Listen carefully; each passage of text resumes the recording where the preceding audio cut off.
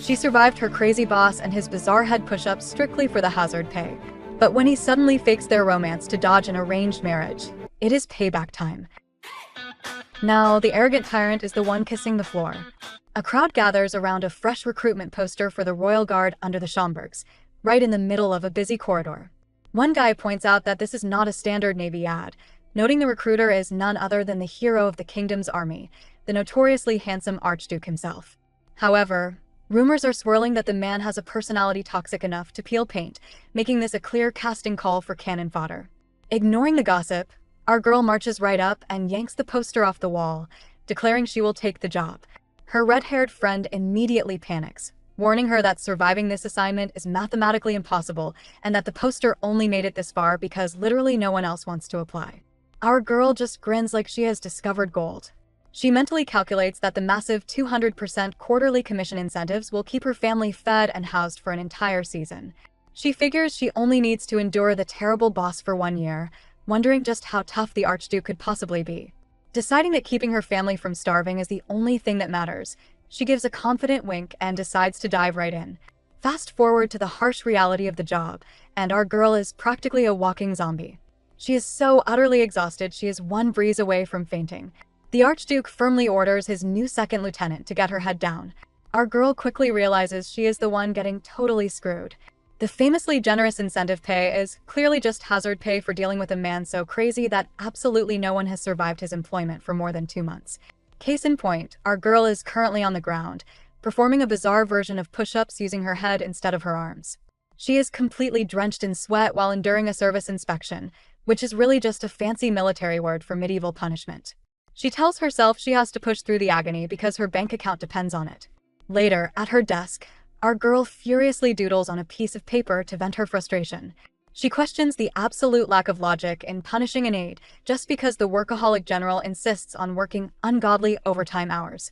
The Archduke is obsessed with his job, meaning she is trapped doing overtime too, and if her eyelids so much as flutter, she gets slapped with a disciplinary punishment. Realizing she has sketched his face on her ramp paper, she panics, knowing she will definitely become a past tense if he catches her. She chucks the paper away, comforting herself with the fact that the money hits her account regularly. It has been 3 long months of debating whether to assassinate her boss, become a fugitive, or simply hurl herself out the nearest barracks window, but she has somehow managed to endure. Back on the training grounds, the Archduke is happily forcing his subordinates into more head-based push-ups. He calls out for our girl, but she completely misses the cue. Scrambling to her feet a moment too late, she screams her name in a total panic. The Archduke coolly asks if she is looking for another round of punishment. She wonders how she missed her name, realizing her soul had basically packed its bags and left her body during a chat with a colleague moments prior. On the verge of sweaty tears, she nervously offers to extend her current punishment by 30 minutes. The Archduke flashes a wicked grin and declines the offer, deciding instead that docking her pay will be the perfect way to sharpen her up. Our girl is absolutely horrified. Her brain instantly goes into overdrive, calculating the cost of hiring a hitman, only to realize murder for hire is entirely out of her budget. She concludes that doing the job herself would just end with her swinging from a rope. Moving right along, the Archduke casually announces that he has a diplomatic banquet with the Duke of Glintland later today, and she will be his +1 to assist. Our girl goes pale, frantically explaining she does not own a single dress for a banquet. He brushes off her concern, stating she can just wear her Royal Guard uniform, and orders her to be at his residence by 6 before sauntering off. Her immediate internal reaction is pure violence, but she quickly plasters on a fake smile and spits out a pledge of loyalty instead. Come evening, our girl arrives at an estate so massive it makes her own house look like a garden shed. The butler greets her, leading the way while noting how determined the lord was to bring a female aide tonight. He drops the bomb that this banquet is secretly a matchmaking event to find the Archduke a wife. Utterly confused, our girl listens as the butler explains he is supposed to meet a duchess, hinting that the Archduke is being pressured into it due to some mysterious lineage weaknesses. Our girl immediately wants all the tea on these weaknesses, but the Archduke suddenly appears, demanding to know why she is so late. She stares at his shiny, elegant appearance, acutely aware that despite wearing the exact same uniform, she currently looks like a struggling palace rat. He asks what she is doing just standing there. She snaps back to reality, apologizing and pledging her loyalty again. The Archduke sighs, pointing out her wrinkled clothes and missing ceremonial decorations. He then unclips his own brooch and gently pins it onto her uniform, declaring that his aide cannot be seen looking like a mess. Shocked by this unexpected crumb of kindness, our girl stares at him blankly. She quickly snaps out of it, apologizes again, and mentally kicks herself for zoning out. He abruptly turns around, telling her to focus and get moving. At the banquet, our girl is wide-eyed, taking in the disgustingly lavish decorations. The Archduke sternly tells her to stop gawking like a tourist. She mentally executes him but verbally agrees and fixes her posture. They walk up to the king, who greets his brother with a laugh and proudly points out a massive oil painting of the Duchess, announcing her as the Archduke's intended bride. The Archduke looks like he just bit into a lemon, loudly questioning why he is being set up without his knowledge. Our girl stands rigidly in the background, trying to blend into the wallpaper while the two most powerful men in the nation start bickering like toddlers. The king insists on the royal marriage simply because he is the boss, while the Archduke stubbornly refuses, because the Duchess is not his type. Our girl watches the argument, deeply disheartened that the country is being run by two grown men throwing a public temper tantrum. Just as the argument peaks, the Archduke confidently announces he already has a woman he has promised to marry. The king chuckles, clearly not buying a single word of it. Without missing a beat, the Archduke yanks our girl to his side, practically hugging her, and introduces her to the king as the absolute love of his life. Our girl experiences a total system failure. All the color drains from her face as she points to herself in sheer disbelief. She reflects that life really loves throwing her curveballs. She had always wanted to make this arrogant boss bow his head to her just once, and the universe certainly delivered, just not in the way she expected. Sometime later, the chaos has settled, and our girl finds herself completely alone with the Archduke. Staring at him with a terrifyingly creepy smile, she firmly commands him to get his head down on the floor. Shockingly, the terrifying military commander actually complies, dropping into a head push-up, proving that both of their lives have just officially turned upside down. But first, we have to understand the trauma that led to this moment. We dive into a flashback where Curtis, being his usual charming self, asks our girl what she thinks about cutting her hair. Chloe, innocent and confused, asks for clarification, but he just stares at her like she is a waste of oxygen and dismisses it. Later, a colleague fills her in on the horrifying reality. He was not offering to pay for a salon visit. He was debating whether to slice her throat. The colleague explains that if she had not tied her hair up, his obsession with cleanliness would have turned her into a headless cleanup on aisle 4. Chloe's soul immediately tries to leave her body through her feet. The flashback montage continues, painting a picture of a workplace environment that would make HR representatives weep. We see Curtis glaring at her, demanding overtime because he has no life, screaming at her for trying to go home at a reasonable hour, and shredding her reports like they are confetti. He is the ultimate boss from hell. We get a brief, tantalizing flash of the future where the Grand Duke is sweating bullets on his knees. But alas, we must return to the scene of the crime, the banquet announcement. Back in the ballroom, Curtis is currently destroying Chloe's life by announcing to the king that she is his one true love. He claims she stumbled into his world recently, while Chloe's eyes bulge out of her head like a goldfish that just saw a shark. She is completely baffled, her face twisting into a shape that screams internal screaming. To make matters worse, Curtis adds that her foolishness is part of her charm. Our girl is vibrating with rage. She realizes that this entire party invitation was a trap, and if she does not shut this down immediately, she is doomed. She steps forward to tell the king that this is absolute nonsense, but Curtis stomps on her foot with the grace of a cement truck. He stares at her, attempting to use his signature telepathic aura to say he will explain later. Unfortunately, his face just looks like a brick wall, and Chloe has no idea what he is communicating. Since his emotional Wi-Fi is down, Curtis switches to a more direct approach. He grabs her hand and starts aggressively scribbling on her skin with his finger. To the onlookers, it looks like a romantic gesture, but in reality, he is writing a list of bribes that would make a union leader weep with joy. He scribbles special promotion, incentives, reassignment, paid leave, and the holy grail, salary negotiation. The king asks why he is gripping her hand like he is trying to crush a walnut, but Curtis is writing so fast his hand is a blur. He whispers to our girl that she can have anything she wants. Chloe's ears perk up at the sound of anything, but her brain is doing the math. She realizes the grim logic behind this proposal. In this kingdom, a morganatic marriage means if the duke marries a commoner, he loses his claim to the throne. He needs to marry a noble to keep his power, but he hates the Duchess of Glenland. Enter Chloe Ambus, the perfect loophole. She is technically lower nobility, meaning he keeps his title, but she is also dirt poor, meaning he can easily divorce her later without political fallout. She is the discount clearance item of the marriage market. Curtis continues whispering into her ear, rudely pointing out that she always looks desperate for cash. Chloe wants to be offended, but then she has a flashback of her tragic home life. She remembers her little siblings talking about how water makes bread feel more filling, and realizes her pride is not edible. She clenches her fist and decides to sell her soul to the devil. She suddenly gasps, launching into the performance of a lifetime. She gazes at him with teary eyes, asking how he could reveal their secret love in front of everyone. Curtis looks genuinely shocked by her acting skills. Chloe shouts that she has never been so moved, grabbing his hand and screaming that, yes, they should get married immediately. The king is stunned.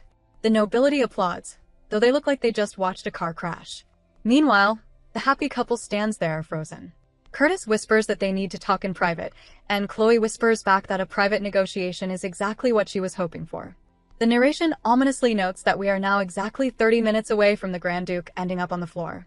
We shift to a flashback where Curtis is chatting with a long-haired colleague who looks like he's about to have a stress-induced breakdown. Apparently, 15 days is not nearly enough time. To understand why everyone is so stressed, we need a quick dive into the family drama. Curtis is the ultimate nepotism baby of two nations. His father was the king, and his mother was a tactical genius princess from Glintland.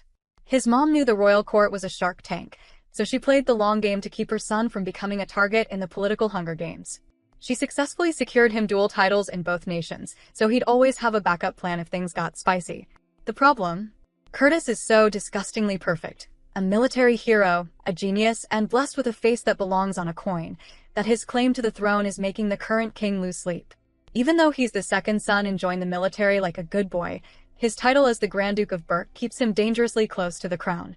The king is currently panicking and trying to ship him off to Glintland permanently before the crown prince can even warm his seat.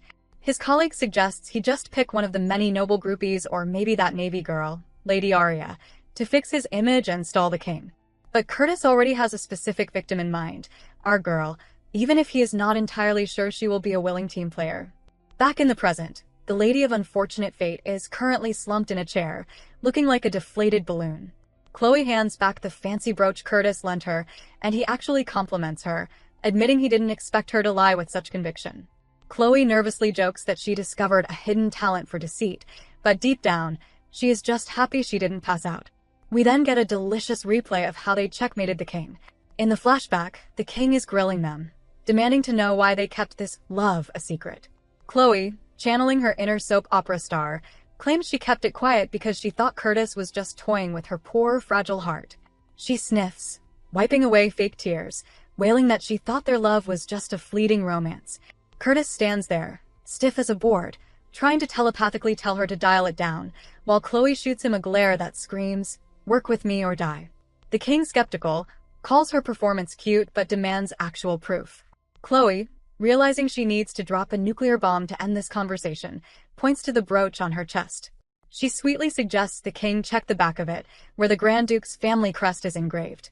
She adds that if he still thinks this is staged, he is basically calling the Duke a liar in front of the entire nobility.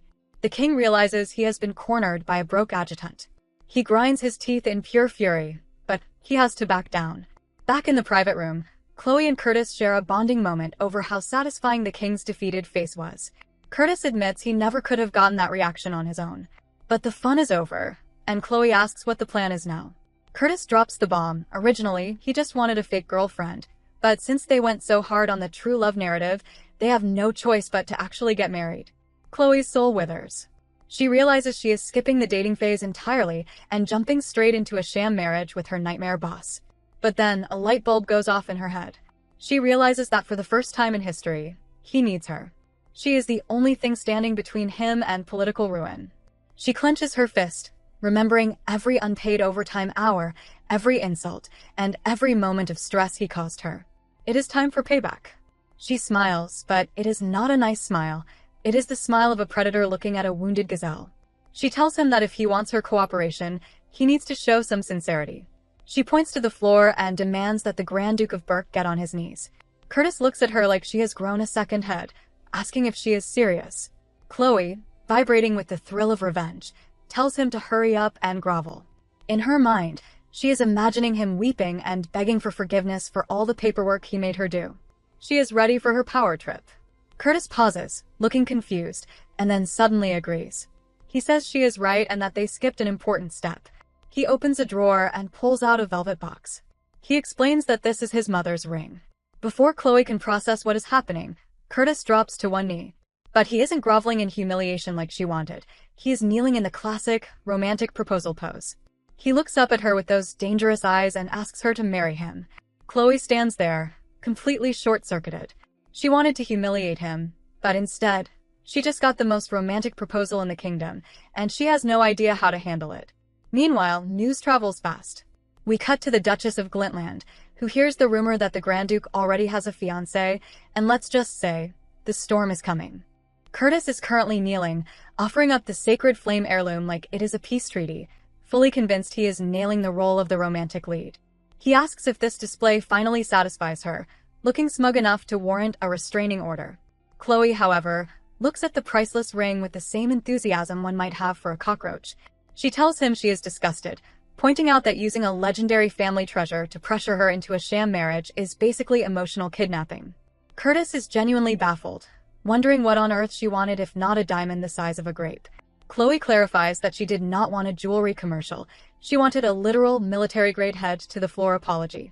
Curtis looks like he is watching a horror movie, asking what possible benefit she gets from watching the most powerful man in the nation treat the carpet like a yoga mat. Our girl decides it is time for a reality check. She reminds him that he ruined her future marriage prospects, dragged her into a political shark tank, and is now begging for her help. She points out that the Grand Duke of Berk is currently the one holding the help wanted sign, and she holds all the cards. She brings up the real collateral damage, her family. Her younger siblings, Luke, Nina, and Leah, now have to live under the judgmental microscopes of the nobility just because he needed a human shield. She makes it clear that being his fiancé is not a promotion, it is a permanent target on her back. Curtis tries to fix the problem the only way he knows how, by throwing money at it. He nervously offers to pay her whatever she wants, but Chloe clarifies. Even a fortune would not make this worth it, but since there is no avoiding the marriage now, she insists on holding all the power in their contract. She snickers and orders him to put his head to the ground. She worries for a second that she might have pushed the girl boss energy too far, but Curtis starts laughing. He realizes she is testing him to see if he will actually submit to her terms. He has a vein popping in his head from the sheer disrespect, but he grins and warns her she will have to bear the cost of making him submit. To her absolute shock, the mighty Duke actually drops and performs the standard military punishment right there on the floor. He asks how long he has to stay like this while she stands there baffled that he actually went through with it. She tells him to get up because his potential for retaliation is actually starting to scare her, though he insists he would never be so petty. He decides that her sharp perception makes her the perfect wife for his needs and proposes all over again, telling her to use his royal status to her heart's content. He even asks if she will become his temporary master, which makes our girl think he sounds like a lost stray dog, but she accepts because she does not really have a choice. He gives her the ring and swears it won't bring her misfortune, and she finally realizes she is officially engaged to her boss. Just as the mood gets slightly sentimental, the Duke decides it is time to get back to work. Chloe watches him take off his jacket and panics for a second, thinking he is about to get unprofessional, but he quickly crushes her spirit. He informs her that now that they are engaged, he is cutting her overtime pay entirely. He hands her a pen and tells her to sit down because they have a whole year of soldier training sessions to plan. Our girl is blushing with fury and crying on the inside because his pettiness truly knows no bounds. Meanwhile, the gossip mill is spinning out of control. Her colleagues are convinced this was a secret office romance, and they recall the time she was drawing angry sketches of the Duke late at night. One guard totally misinterprets the gesture, imagining her crying and stabbing the paper while whining that he does not understand her romantic feelings. Back at home, our heroine's little sister is having a total meltdown over the news. The baby sis is not buying the true love story and straight up asks if Chloe sold her soul for cash. When Chloe admits it, the nemesis is baffled that anyone would actually pay money to marry her sister, leading to a classic sibling head squeeze fight. The joke stops being funny when Chloe reveals the wedding isn't in 7 months, but 7 days. The chaos reaches a new peak at a massive mansion where the Duchess of Glintland is reviewing a report on our girl. She seems unimpressed and asks if this tiny bit of information is really all they could find on Chloe Amboise. The scene opens in a room so dimly lit and full of existential dread, It looks like the setting of a high-stakes interrogation, with a single candle flickering for its life. Someone pours a cup of tea for a man who is vibrating with such intense trauma, he might actually phase through his chair. This poor soul is one of our heroine's friends, and he's currently gripping his mug like it's a life raft in a sea of confusion. With hands shaking hard enough to create a mini tsunami in his tea, he stutters that the horror he witnessed is permanently burned into his retinas. To him, seeing our girl chirp the words, "my love," toward the ice block of a husband wasn't a romance. It was a supernatural event. Since he knows she usually loads her boss enough to wish him into a different dimension, seeing her perform a romantic monologue felt like watching a glitch in the Matrix or a full-blown demonic possession. The chaos continues at the palace, where the king is having a grade A meltdown and launching newspapers across the room. The headlines are screaming about how the Duke's declaration of love echoed through the banquet hall, proving he would rather marry for romance than political gain. To make matters worse, even Prince Frederick has jumped on the bandwagon to support the match. The king is fuming that the royals are acting like they are in a soap opera instead of running a country, but the Duchess of Glintland just sits there calmly sipping her tea.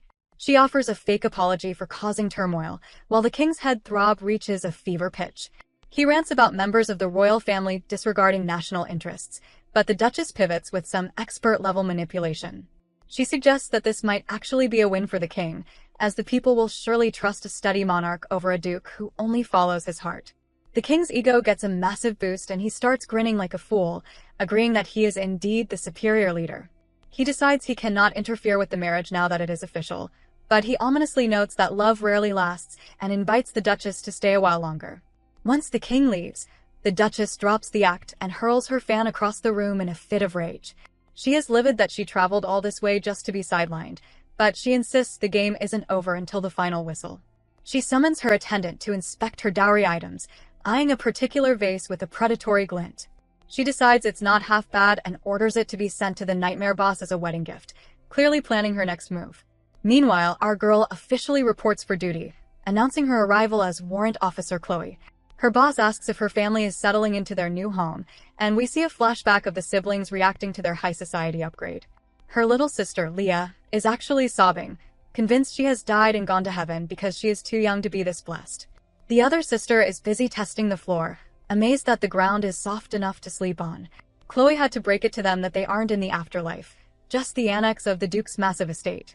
Back in the present, the brown-haired assistant decides it is time for the happy couple to handle the most romantic part of any marriage, the prenuptial agreement. Our girl comes out swinging with her first condition, demanding absolutely zero overtime work during the contract. The ice block of a husband denies it before she can even finish the sentence. Chloe tries to appeal to his vanity, asking if he really wants the world to see him as a heartless husband who works his wife to death, but he dryly reminds her that everyone already knows he is a heartless boss. He points out that as a duchess, she is on call 24/7 for banquets and key duties. Our girl starts sweating profusely as she realizes she didn't think this through. They eventually compromise. She gets no overtime for her official Navy duties, which sends her into a state of pure joy where her eyeballs are practically sweating with relief. The Duke's assistant points out that Chloe is the only person on the planet capable of being his adjutant anyway, so the professional side of the contract is locked in. Next up is the money. Chloe demands a 1 million shilling contract fee and a 400% salary increase. The Duke is fine with the fee but shuts down the raise, pointing out that her salary comes from the national treasury and giving her that much cash would give the king a reason to execute them both for embezzlement. Instead, he offers to personally pay her an allowance of 1 million shillings a year just to maintain her dignity. Our girl immediately snaps into a vertical salute, her heart replaced by dollar signs as she vows to be the best fake wife in history for that kind of paycheck. For her final act, Chloe presents Clause 3. The Duke must always obey her. He is visibly annoyed, but she explains that she needs insurance. Clause 3.1 states he must treat her as a superior and show her the utmost respect, while Clause 3.2 gives her 3 genie wishes, where he must grant any request she makes during the contract. She points out that since she is the one defying the king, her life and her family are in way more danger than his. The Duke realizes she has a point and agrees to prioritize her interests 3 times. Finally, the Duke adds his own conditions. He insists she fulfill her royal duties to the best of her ability, which she accepts. But then he drops the bombshell. She is not allowed to interfere in his romantic affairs or dating life. Our girl is absolutely floored. She asks if he is actually planning on dating, and the Duke is speechless at her level of shock. He asks if she is jealous or something, but Chloe is just genuinely baffled by the mental image of him in a relationship. The entire room falls into an awkward silence as she stares at him like he's a scientific anomaly, unable to comprehend who would ever volunteer to date the man from her nightmares. The brown-haired knight can't help but lose it, laughing at the sheer absurdity of the situation, while the Duke of Deadpan asks if he really looks that unromantic. Our girl doesn't miss a beat, informing him that he has the basic personality of a robot. In her head, she's already imagining him with a metallic voice box, initiating service inspections and beeping like a high-tech vacuum cleaner. The military-grade sociopath is visibly annoyed, noting that if it weren't for her clause about mutual respect, he would have sent her straight to the brig for the insult. He promises that once they've suffered through this fake marriage for a while, he'll find a real lady to date, and they can blame the divorce on his infidelity. The negotiation hits a snag when they reach the clause about personal space. The human-sized paperweight declares his bed is strictly off-limits, which prompts our girl to remind him that they are, in fact, supposed to be married. She points out that if they want to fool the servants into believing this grand love story, they probably shouldn't be sleeping in different wings of the mansion. The Duke immediately asks if she's already catching feelings and getting worked up over the thought of sharing a mattress, which sends our girl into a state where her internal rage is practically vibrating. She clarifies that the only thing she's feeling is the urge to commit a felony, but she eventually approves the rule. They compromise on a strict dress code for the bedroom. She has to tie her hair up and wear enough layers to survive an Arctic expedition whenever they have to share a space. With the professional contract finished, we finally learn that the brown-haired guard's name is Noel, and the reason for all the secrecy is his little sister, Agatha. It turns out Agatha has a massive, tragic crush on the Duke, and Noel starts wiping away fake tears as he and our girl bond over how poor Agatha is doomed to a life of unrequited love for a man who doesn't even receive a salary for his emotional labor. The Duke tells them both to stop acting like they're in a soap opera and orders a fake contract for the royal court. He casually mentions setting the dowry at 80 million shillings to match the offer from Glintland, and our heroine's jaw literally departs from her face and starts exploring the floorboards. She starts wondering if she can actually survive an 80 million shilling acting gig without her heart exploding from the sheer pressure of being that expensive. Then comes the main event, and at first, the sounds coming from the dressing room are suspiciously suggestive. Our girl is gasping and shouting about how much it hurts, while the Duke tells her to stop struggling because it's not like this is her first time. But the romantic tension is a total lie because she is actually just being crammed into a corset that was clearly designed for someone who doesn't need to breathe. The wedding dress belonged to the Duke's mother, and while he stands there smiling sweetly and claiming the gown is filled with his love, our girl is mentally drafting his obituary. Julia the dressmaker tries to promise her 100 custom outfits later, but then comes the final, soul-crushing pull of the laces. Our girl lets out a scream that sends every bird in the area into a panic, convinced her ribs are about to become toothpicks. To finish the torture session, the Duke steps behind her to tie a ribbon around her waist. For a brief, dangerous second, the proximity is almost too much. Our girl can feel his breath on her neck and experiences a strange sensation that definitely isn't just the lack of oxygen.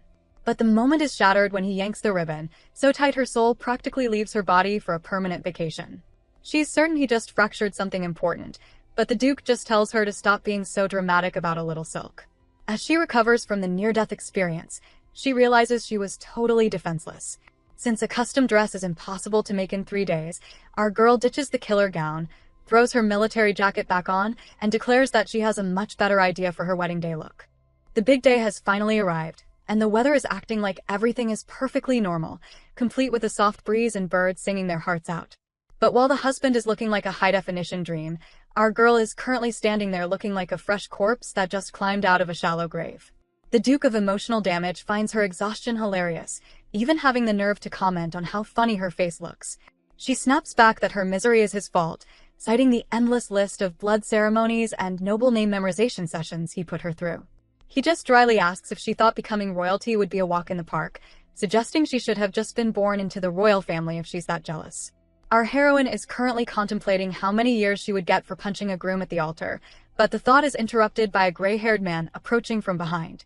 It is Prince Frederick, and he immediately starts teasing his uncle for being a workplace bully to his own fiancée. Our girl tries to drop a military salute, but the prince tells her to take it easy since she is technically going to be his superior by the end of the ceremony. She insists on staying in soldier mode until the papers are signed, which makes the prince wonder how a diligent person like her ended up with a man who has the personality of a cactus. He leans in and tells her that if she is being threatened or held hostage, she just needs to shake around some carrots to send a distress signal. Chloe doesn't say a word, but internally, her soul is shaking an entire vegetable garden at him. The Duke eventually tells his nephew to stop being a nuisance, and Frederick leaves to prepare for the prayer session, leaving our girl alone with the sassy prince. The awkward silence is heavy enough to sink a ship, and Chloe is mentally screaming about being trapped with yet another superior officer. Frederick gets straight to the point, asking her why she is actually going through with this. He points out that the Duke is only doing this to dodge the king's plan to send him off to fight pirates in the middle of nowhere. He looks at our girl with a creepy level of intensity, explaining that there is zero benefit for her in this deal. If she wanted a promotion, she wouldn't have spent years as a low-level soldier, and if she's in it for the cash, the king could easily make that money worthless if they ever divorce. He's convinced she only stands to lose her entire career. Our girl starts sweating bullets because she can't exactly admit she's doing this for the thrill of seeing a duke grovel on the floor. She realizes the prince is way too logical for her own good, so she leans into her hidden talent for lying. She puts on her best soap opera face and claims she has been a fangirl of the Duke since his war hero days were in the newspapers. She chirps that applying for the adjutant position was her big move, and falling in love was just a stroke of extreme luck. The performance is so convincing that the prince basically gives her a standing ovation, noting she is a perfect fit for the role of a duchess because she knows exactly how to handle a lie. The Duke returns just in time to tell Frederick to stop bothering his aunt. He's heard the whole true love monologue from downstairs and is clearly unimpressed by her acting. Frederick makes a quick exit, but not before warning Chloe that he hopes everything she said was the truth, once again reminding her to use the carrot signal if things get dicey. Once they are alone, the human-sized paperweight glances at her and notes that they both know true love is a total myth, before dragging her off to finish their mountain of wedding chores. Meanwhile, the gossip vultures are circling the temple.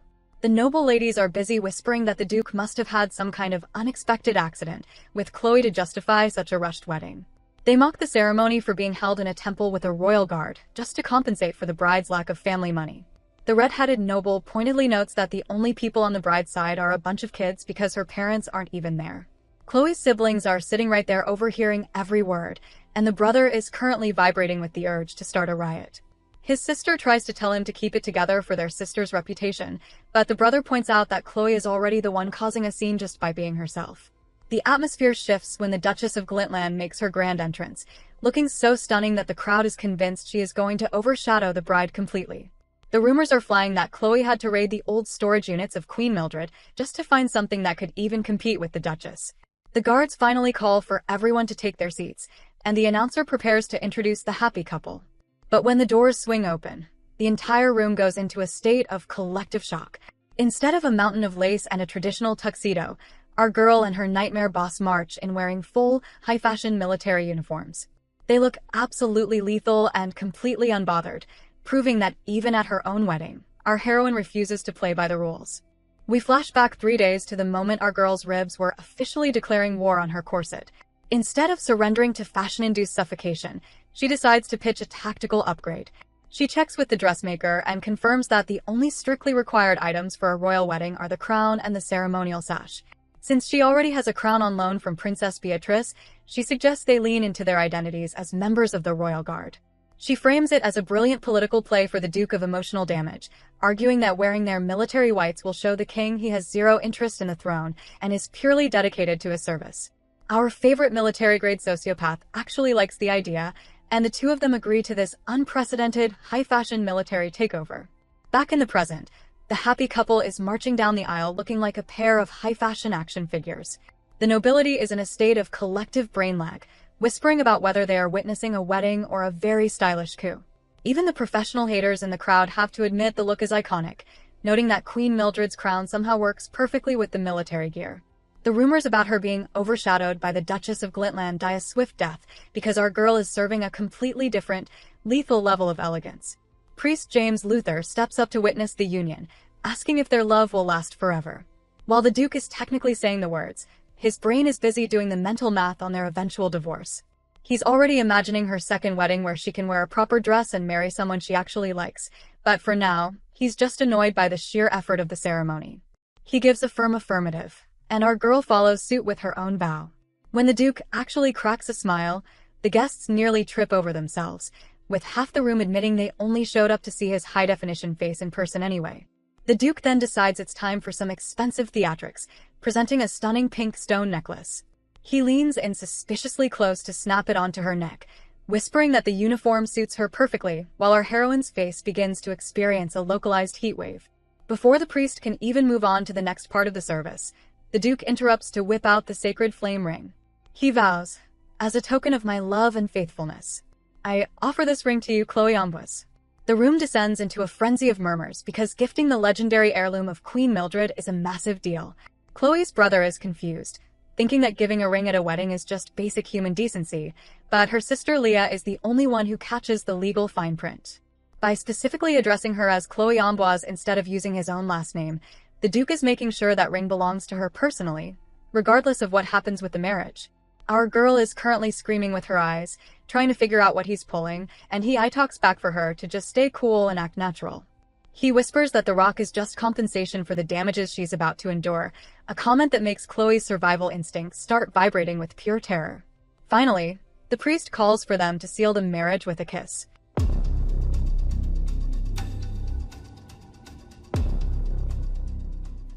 The Duke of Emotional Damage lifts her face, and while the nobility sees a romantic masterpiece, our girl is currently ending the ceremony looking like a startled possum as their lips finally meet. The gossip vultures are currently hovering over the aftermath of the ceremony, watching the Duchess of Glintland pass by with a side of petty speculation. The nobility is busy debating whether the Duchess lost her chance or if the Duke of Emotional Damage was just a victim of bad timing. Even the skeptics are forced to admit that the kiss they witnessed looked like a scene straight out of a romance novel, leading the group chat to assume the couple is currently off having a fiery, passionate night. In reality, our girl is mentally filing a lawsuit for the lack of a heads-up, while the military-grade sociopath dryly reminds her that people generally expect a kiss at a wedding. She notes that for someone claiming to be a germaphobe, he certainly managed to change into his pajamas in record time. Our girl is currently brushing so hard her gums are probably filing for divorce, realizing that the kiss was a lot more intense than a simple peck. The Duke of Emotional Damage tells her to save the dental aggression for later, because their work is just beginning. He welcomes her to her new life as the Grand Duchess, pointing out the literal army of servants waiting to serve as her hands and feet. Our girl is initially overwhelmed by the sheer scale of the mansion's operation until he drops the bombshell that 80% of the staff are actually moles reporting directly to the king. Our heroine's internal survival instincts immediately go into a full-blown panic. Enter the butler, Philip, the self-proclaimed epitome of high-class service who was originally destined for the royal palace. We see a flashback where the king personally assigned him to the Burke residence with orders to sniff out the Duke's weaknesses. Philip has spent his career frustrated because the Duke is too responsible and boring to provide any good gossip, but he is convinced our girl will be the perfect source of chaos. He decides to test the waters immediately, ordering the guard, Noelle, to drag the exhausted newlyweds down for a formal greeting. Noelle tries to protest that the couple is likely dead on their feet after the ceremony, but Philip dismisses the concern, hiding his nosy curiosity behind the mask of duty. He assumes a former Navy recruit from a humble family will be an arrogant troublemaker who is already letting her sudden rise in status go to her head. As the couple heads downstairs, our girl's coordination decides to take a leave of absence. She slips, but the Duke of Emotional Damage catches her just in time, whispering for her to be careful. While the surrounding servants have a little giggle at her expense, Philip is mentally rubbing his hands together, thinking she is exactly the clumsy disaster he expected. He steps forward with a performative bow, welcoming the new Grand Duchess and claiming it's an honor to have someone so beautiful in the house. In reality, he's giving her the once-over and thinking that the Duke's standards for women are clearly in the basement. Our heroine stays quiet for a beat before playing the humble card, extending her hand for a handshake and asking for his guidance. Philip is internally reeling. Who offers a handshake to their staff? He thinks she has absolutely no idea how to act like a superior, so he tries to pivot the awkward moment by masking his judgment with a smile, saying he's honored to serve a lady whose hand he can kiss. Our girl immediately pivots to a high-stakes interrogation, asking if he was the king's attendant. Philip tries to flex his pedigree, mentioning he's the fifth son of the prestigious Delton family, but our girl cuts his resume reading short. She asks if he's currently serving both the king and the Duke at the same time. Philip thinks she's genuinely dense, wondering how she expects him to be in two places at once since he clearly doesn't have two bodies. But the trap snaps shut. Our girl's face shifts into a sneer as she asks why he's acting like he's the one in charge. Then, she points out that despite being told they were exhausted, he insisted on dragging them downstairs for a greeting. Philip tries to backpedal, claiming he just felt bad for not greeting her properly since she's been staying at the residence since before the wedding. Our girl sees right through the fake apology and asks if he was actually just nosy about what a woman who lives with a man before marriage looks like. As he starts sweating bullets, she doubles down, asking if he's actually proud of being so incompetent that he didn't realize the state of the only two people he's supposed to serve. Philip is dying inside, offended that a low-born woman is calling him out on his professional skills.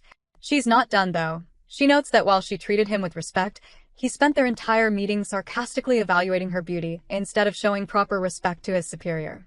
When he desperately tries to claim he only meant he was glad to serve a beautiful mistress, she hits him with the final blow, asking if he wouldn't have been glad to serve her if she wasn't pretty.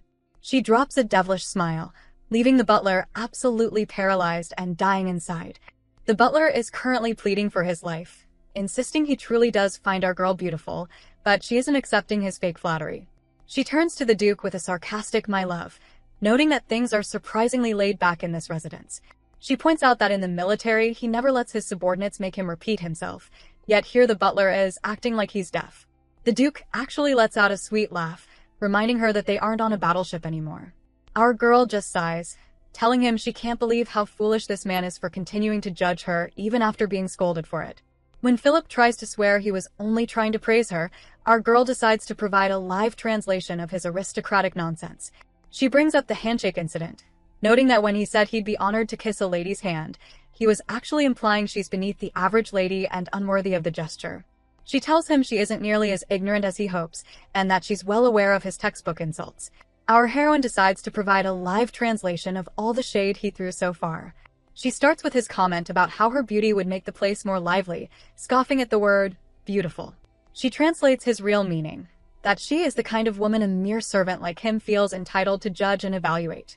She then moves to the handshake incident, where he claimed it was just a customary greeting to kiss a lady's hand. Her translation? He was actually calling her a fool who doesn't even know basic noble etiquette. Finally, she tackles his comment about her staying at the residence before the wedding.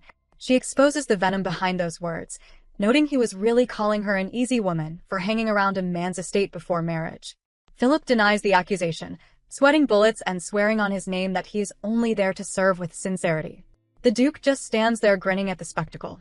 Philip glances back and realizes the rest of the staff are judging him, and his internal monologue hits a crisis point. He thinks to himself that he had a perfect plan to intimidate this rookie Grand Duchess, yet somehow he is the one being pushed into a corner. He wonders if she is actually far more skilled at this game than he is. He gulps, realizing the danger, and decides that if she really is this sharp, he better take this chance to bow his head immediately.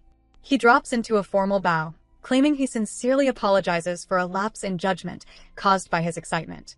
But our girl is out for blood. She casually mentions that he'll probably have to serve a new master soon, sending Philip into a spiral. Even though he was sent by the king, he's terrified that our girl is someone who plays outside the bounds of common sense and might actually fire him. The Duke of Emotional Damage grins at the chaos before stepping in to say he won't fire the man, since that would be an insult to the king. But he notes that Philip has officially ruined their first night of marriage. The Duke suggests a service inspection, the military's version of a bad time, but our girl thinks that's far too lenient. She suggests a casual shot to the head instead, claiming she's a former Navy officer and could easily play off a slip of the hand as an accident. The Duke thinks her bloodthirst is clever, but tells her to hold it in so they don't lose face with the king. He orders Philip to assume the position before the Duchess shoots him, and the butler immediately hits the floor in a humiliating military punishment in front of all the other servants. Our girl decides to forgive him this once, but warns him that the next bullet might reach his head before he can even bow. She orders him to stay in that position for 3 more hours to really let the shame marinate. Later that night, our girl is absolutely thriving. She's inhaling a delicious meal and finding the appetizers extra tasty because she can literally see Philip through the window, still stuck in that painful punishment position. She admits the stress of work has vanished, and the Duke encourages her to keep using the king's spies as stress relief. He warns her that life is only going to get tougher, then drops the news that she's moving to the 2nd floor of the main building. When she asks why she can't have the bigger suite on the 3rd floor, the Duke explains that since the king gave them a house with no secret passages, she needs to be close enough to the ground to survive jumping out the window during a mysterious fire. Our girl's appetite disappears as she realizes her new home is a death trap. To make matters worse, a maid appears to guide her to the bathroom, mentioning she's preparing everything for a restful first night of marriage. Our girl's soul shudders at the thought of the night ahead, while the moon hangs in the sky, practically laughing at her predicament. Later that night, the newlyweds enter their room.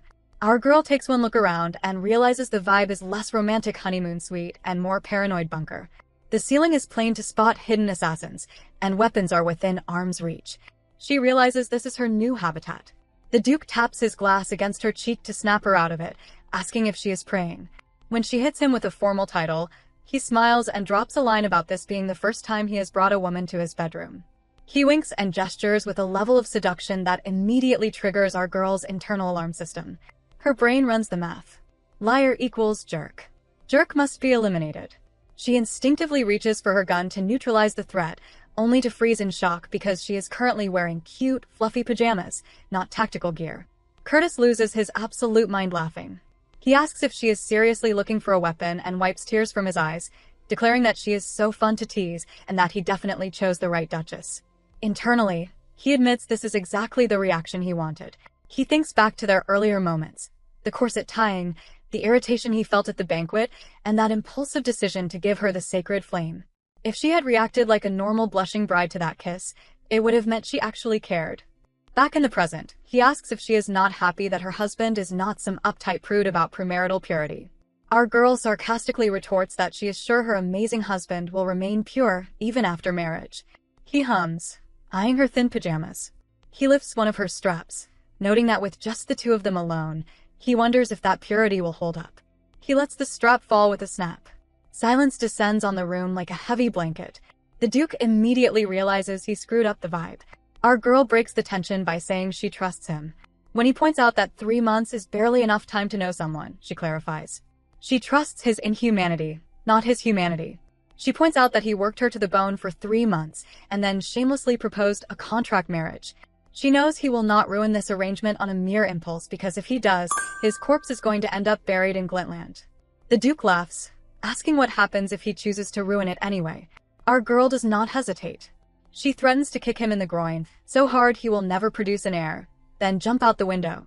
She paints a beautiful picture of the rumors that would follow a Grand Duchess fleeing on her wedding night, ending with her coldly selling him out to the king as a predator. The Duke laughs, telling her to stop dreaming because that is not happening. Relieved, our girl tries to go to bed, bidding him good night. But the Duke stops her. He is confused. Since she trusts his inhumanity so much, it is time for a reward. He points to a mountain of paperwork on the desk and tells her to get to work. Our girl stands there, resisting the urge to punch him in the face, while a single tear rolls down her cheek. The man holds a grudge like a champion. Cut to the next morning. Our girl is sitting at the breakfast table looking like she has been dead for a week.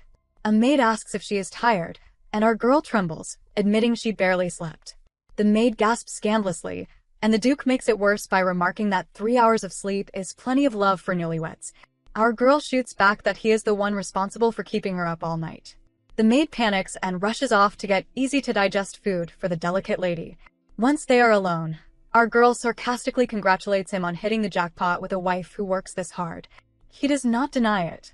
She notices his hand is wrapped in a bandage and asks if he got hurt, slipping back into formal speech. He sighs, warning her that if she keeps being formal, people will think they are stiff in the bedroom too. She thinks he is difficult even when she is worried, but agrees he has a point. He tells her to just eat because they have work to do. She stares at the food, asking if she needs to poison check it. He asks if she sees him as a villainous boss or husband. She shudders, saying calling him husband gives her the creeps. He assigns her tasks: diplomatic banquet, greeting nobles, and deflecting the king's spies. Plus, writing thank you notes, including one for a cheap gift from Isabel Glintland. He assumes it is cheap because of the rejection, but our girl actually thinks it looks nice. She asks to start the letters after reporting to her post, but he shuts that down. She cannot sit around in nightwear forever. He tells her to go to Papeete Street, the luxury district, and buy a dress and accessories for the banquet. He is funding it. She asks if he is sure, warning she might bankrupt him. He challenges her to try, reminding her that his wealth is just as inhumane as his personality. She thinks he is conceited, but unfortunately, he is right. Later that day, she looks up at the balcony and freezes. Hanging for all the world to see is a bedsheet with a very conspicuous bloodstain on it. Our girl shudders, wondering what in the world that is doing there. The scene opens with the sound of pure, unadulterated whining. Agatha Monfield, younger sister of Noelle Monfield, is currently trying to dehydrate herself through her tear ducts. She is wailing to her aunt about how Curtis, the cold-hearted jerk, went and got married without her permission. Her aunt, the king's sister and a woman with zero patience for tantrums, points out the obvious fact that he is already married, so the waterworks are useless. The aunt is mostly just annoyed that this pity party is dragging on. She asks an attendant for ice water, but the attendant awkwardly admits there is no ice because the palace hasn't sent any. It turns out the king is being petty. He is refusing to supply ice to the duke's estate as a little power trip. Agatha wipes a tear, noting the king is busy, but the aunt knows better. The king is just salty about Curtis hanging the consummation bedsheet on the balcony, essentially telling the monarch to back off. Agatha decides to blame her meltdown on the heat rather than her broken heart. She then spots a luxurious vase, suspiciously similar to the cheap one Chloe received as a gift. The aunt vaguely calls it a troublesome piece and tries to pivot the conversation. She asks Agatha how long she plans to cling to Curtis, especially after suffering humiliation in high society. Agatha insists she has been lying low by joining the Royal Guard, a career change inspired solely by her unrequited love. The aunt points out that if even her clever brother Noel won't help her, she should probably take a hint. She suggests Agatha find a new man, mostly so the aunt can finally enjoy some peace and quiet. Agatha, recovering with miraculous speed, decides that the best revenge is retail therapy. She declares she will buy something way better than the sacred flame and drags her aunt off the sofa. She wants to go to Basilar on Papeton Street. The aunt tries to bail, suggesting Agatha go with friends her age, but Agatha sweetens the deal with the promise of ice cream. The aunt's ears perk up at the mention of frozen sugar, and she immediately agrees. Meanwhile, back at the Duke's estate, our girl Chloe is staring up at the balcony in absolute horror. Hanging there for the entire world to see is a bedsheet with a very conspicuous bloodstain. She is standing with Ezra, one of her best friends. Ezra looks like his brain is short-circuiting. He asks what in the world that is, internally screaming about what century they are living in. He wonders if Chloe is actually okay with a man who would pull a stunt like this, but one look at her face confirms she is just as shocked as he is. Her eyes and soul look ready to vacate her body. Suddenly, the Duke of Emotional Damage appears behind them, asking if they think the king would be satisfied with just a paper certificate. Chloe immediately clocks the bandage wrapped around his hand. She whispers, realizing he cut himself. He dismisses it as a small cut, but Chloe is frantic. She whispers back that using his own blood is insane, especially since they spent the night rolling around bed to fool the servants, and wonders what does he have to gain from it. But his thoughts reveal the truth. The king never asked for any proof, but the title of Duchess came with many prejudices because of their arrangement. We get a quick flashback to the previous night. While our girl was passed out face first on a pile of paperwork, Curtis was watching her. Instead of waking her up, he made the impulsive decision to cut his hand in order to protect her reputation. Back in the present, he notices Ezra glaring at him with hatred, but looking at Chloe with soft, puppy dog eyes. Sensing an opportunity for chaos, Curtis announces that since his wife is heading to Papeton Street, Ezra will be her personal guard. Chloe is horrified. She screams internally, because having her ex-best friend guard her is the definition of awkward. She wonders how she is supposed to explain anything to him. Curtis, basically telling her to figure it out herself, claims he is assigning Ezra because Chloe is his precious wife. Chloe desperately wants to punch him. Cut to the carriage ride, which is currently the most awkward place on earth. Chloe's younger sisters, Leah and Iris, are excited about the bakery and the sights, but the vibe between Chloe and Ezra is freezing. Chloe tries to break the ice by calling him Ezra, but he immediately shuts her down, insisting she call him Warrant Officer Dubois. She tries to laugh it off, reminding him of their pact not to be formal, but he stays stone cold. Chloe thinks he is being petty. She remembers their glory days of drinking games where they would throw knives at a picture of Curtis's face. They used to roast the Duke together, and now Ezra is treating her like a stranger. He says he understands she had her reasons, but his tone screams that he definitely does not understand. The tension is so thick that even the little sisters decide to play the quiet game for survival. They finally arrive at the Basilar jewelry shop. Ezra helps her down with stiff formality. Chloe, fed up with his attitude, snaps at him, telling him not to come crying to her later when he wants the full story. She storms off, leaving him behind. But before she can even make it to the door, a swarm of people begins shouting. It's the paparazzi.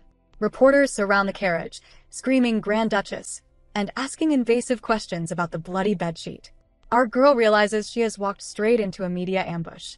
The shop is absolutely swarming with reporters outside, but our girl manages to squeeze through the door, breathless and looking like she just survived a zombie apocalypse instead of a media scrum. She barely makes it inside, shocked by the sheer volume of paparazzi stalking the place. Someone immediately approaches, assuming she must be the Grand Duchess and thanking her for making the trip. It is the owner, Baronet Bachelor, the sixth heir to the jewelry house. She introduces herself with intense flair and asks for the honor of kissing our girl's hand. Our heroine is currently buffering, trying to figure out if a lady kissing another lady's hand is even allowed in the noble rulebook, or if she needs to brainstorm a way to maintain her dignity while sweating profusely. Before she can spiral, Warrant Officer Dubois steps up like a human shield, stating that physical contact is not permitted for security reasons. The Baronet backs off smoothly, claiming she just wanted to touch the sacred flame once more, referring to the ring her father found. She explains that it used to be a rough stone, but they polished it into the blinding rock it is today, and seeing it again fills her with pride. Our girl thinks this woman must really love jewelry if she is trying to make out with her hand over a ring. Another woman approaches to guide them to the second floor, warning them about the stairs. The Baronet introduces her as Camille Bachelor, her younger sister who handles the craft work on the third floor. They head up to the main exhibition hall, which is the pride of the shop. The little sisters, Leah and Iris, are immediately dazzled, gasping at the sparkles. Even our girl has to admit it is impressive. The youngest shouts that everything is shining, and the Baronet is pleased, though she admits she is surprised Chloe came personally. She offers our girl a seat, but our heroine decides to be honest. She admits she does not have an eye for this stuff yet, and wants to see everything from the low end to the high end to understand the difference. The Baronet is confused, explaining that they mainly display high-end pieces here. The maid whispers that simply browsing the expensive collection should help sharpen her eye, so the Baronet agrees to give the grand tour, promising quality that cannot be found anywhere else. Our girl grabs a piece she thinks is pretty, but immediately regrets having hands because the Baronet launches into a 20-year history of that specific ruby necklace. After the history lecture, the Baronet notes that value is subjective and a piece is useless if the owner does not like it, asking if anything stands out. Our girl is nervous. She thinks one piece is pretty, but she is still hesitant to pick something so expensive over something she considers trivial. The Baronet seems confused by her hesitation. Internally, our girl is screaming at herself.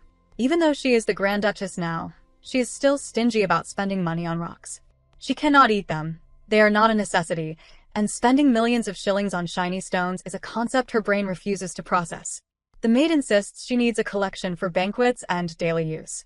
Our girl realizes her poverty logic does not fly in this tax bracket, so she suggests getting something in a neutral color.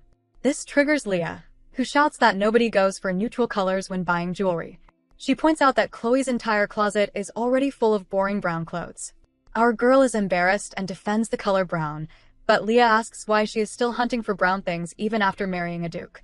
Our heroine snaps back, asking what it matters to her, and Leah admits she wants to be able to steal pretty things from her sister's wardrobe, as is the divine right of younger siblings. Leah demands she buy something nice since the Grand Duke gave her an unlimited budget.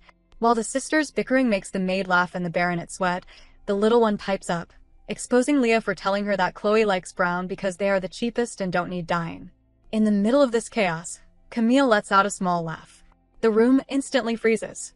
Camille gasps and flinches, apologizing and saying the scene just reminded her of how she used to bicker with her sister.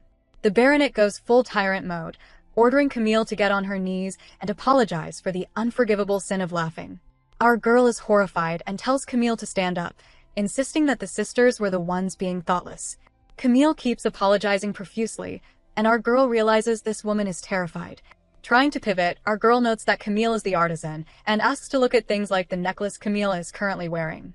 Camille blushes, but the Baronet steps in front of her like a gatekeeper, claiming those items are not for sale. Our girl pushes back, saying she likes big jewels but cannot wear something so flashy all the time, and she needs things for her sisters too. Camille clutches her necklace and admits the piece was made by her father, offering to show his collection. The Baronet tries to stop her, but our girl agrees to see it, forcing the Baronet to sigh in defeat. Camille reveals her father's collection, which is full of cute, heart-shaped pieces. Our girl and the little sister love them. Camille mentions they used to sell these, but store policy changed because they are considered too cute for noble ladies. Our girl compliments how good it looks on Camille, making the artisan blush. The little sister puts on a crown, declaring herself a princess. The Baronet quickly interjects, claiming that peace was made for a real princess and they stopped producing them 10 years ago when their father passed away. Our girl pauses. She asks if black opal stones haven't only been imported for the last 5 years. The baronet looks like she just swallowed a lemon.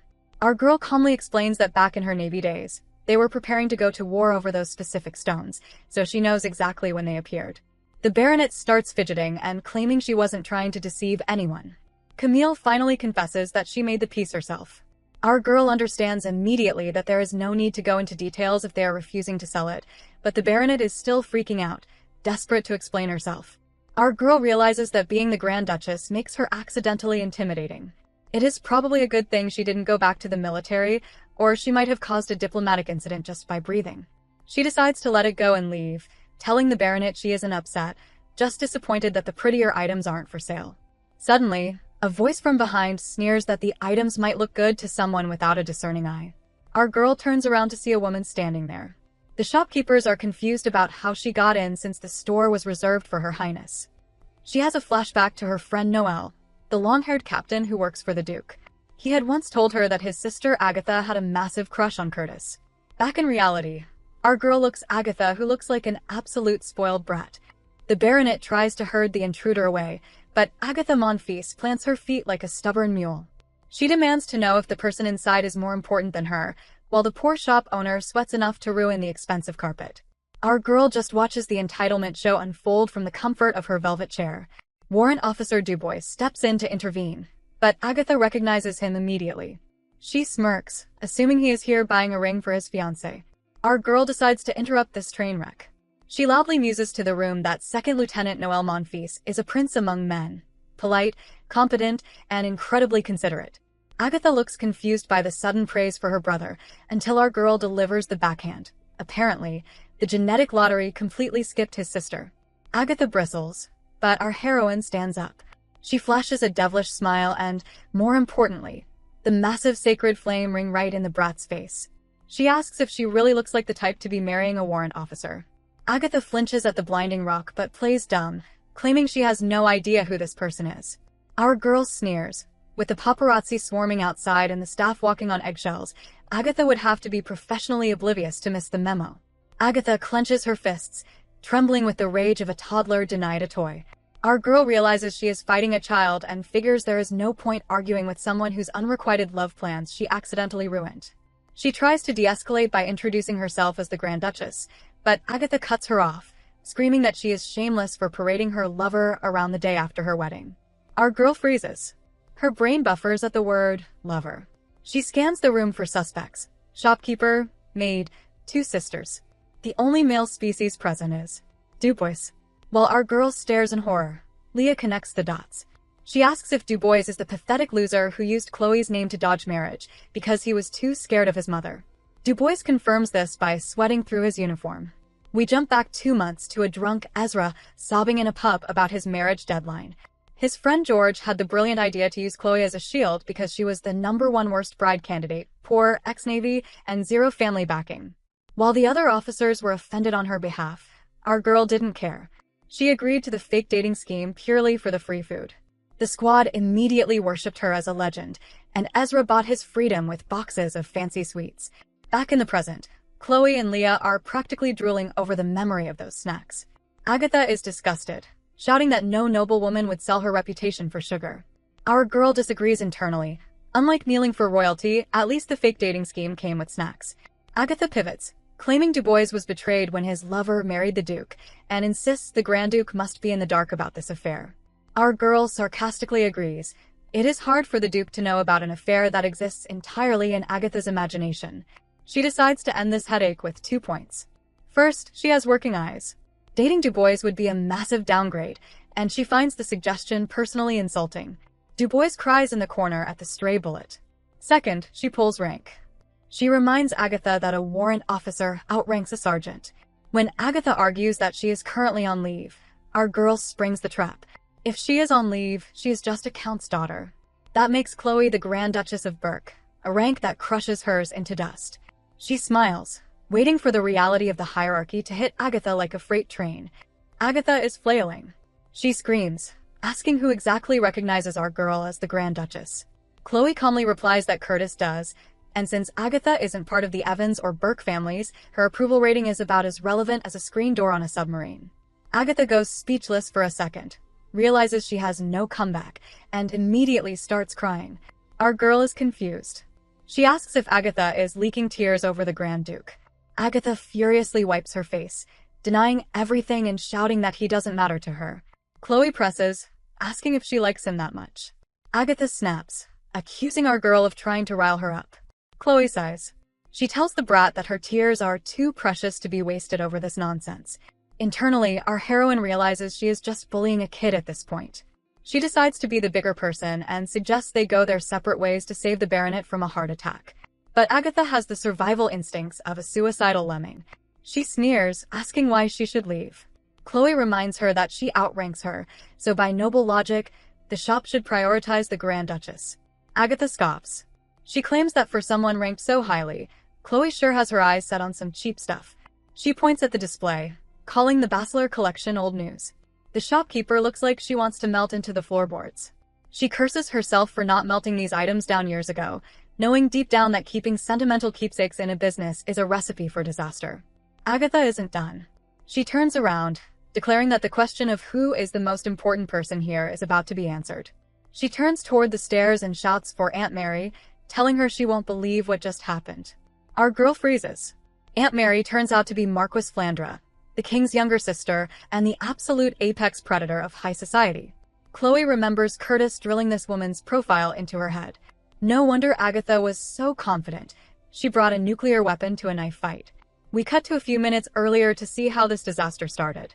Agatha had bullied her way past the staff by name-dropping the Marquis. The Marquis arrived shortly after, looking like she had just fought her way through a zombie apocalypse of reporters. She apologized to Camille for the intrusion, but just as things were settling down, the Grand Duke himself walked in with Noelle. The shop staff nearly passed out from shock.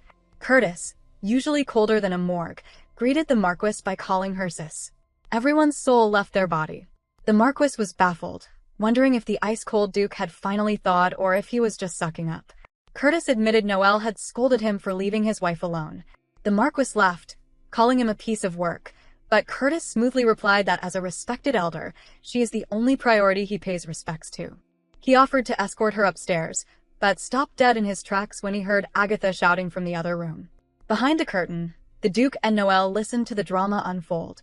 They heard Agatha screaming about our girl betraying Dubois right after they started dating. Curtis turned to Noelle, asking what they were talking about. And Noelle awkwardly explained the fake dating rumor that started because Chloe wanted free candy. Curtis, amused by the absurdity, immediately deducted the cost from Noelle's paycheck for keeping this interesting fact to himself. Noelle sighed, realizing his wallet was about to get lighter just for existing. They continued to listen as Agatha accused Chloe of an affair. Our girl's voice floated through the curtain, sarcastically agreeing that it's hard for the Duke to know about an affair that she wasn't even aware she was having. Curtis turned to Noelle and thanked him for preventing him from marrying his sister. Noelle begged him not to say that out loud, as his home life is already a headache. Back in the showroom, the Duke is fascinated. He hears Chloe shutting down Agatha's rank argument and realizes he can't tell if his wife is foolish or secretly a genius.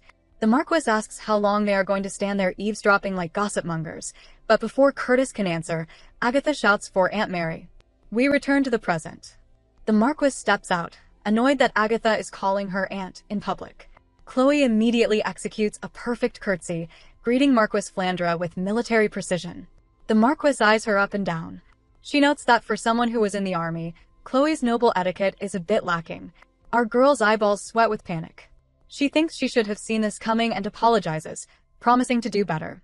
Agatha sees an opening and goes for the kill. She points at Chloe, shouting that this woman likes all the cheap stuff on display, and even threatened her. The Marquis pauses. She asks, "Cheap, you say?" Agatha nods smugly, but the Marquis continues. By Agatha's logic, the Marquis herself must like cheap things too. Agatha's brain short-circuits. The Marquis explains that the old news on display were actually gifts the late king gave her when she was a child. Agatha turns pale. She realizes she just called the king's gifts cheap trash. She tries to stammer an excuse, but the trap is sprung. The Duke finally makes his grand entrance.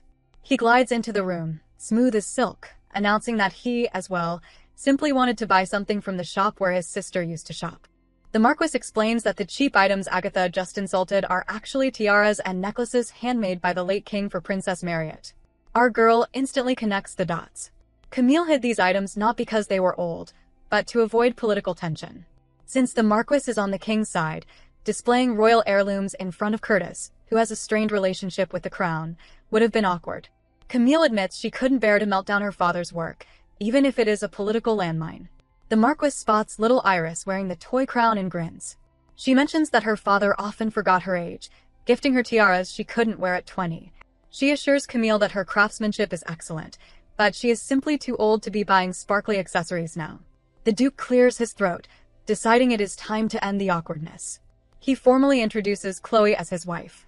Agatha, who's been rebooting her brain in the corner, finally snaps. She screams that it is all a lie. Curtis interrupts her mid-tantrum, pulling our girl into a hug that practically screams, "Territory marked." Agatha shouts that it is impossible. She asks how he could leave her behind to marry a woman like that. Curtis delivers the verbal equivalent of a guillotine drop.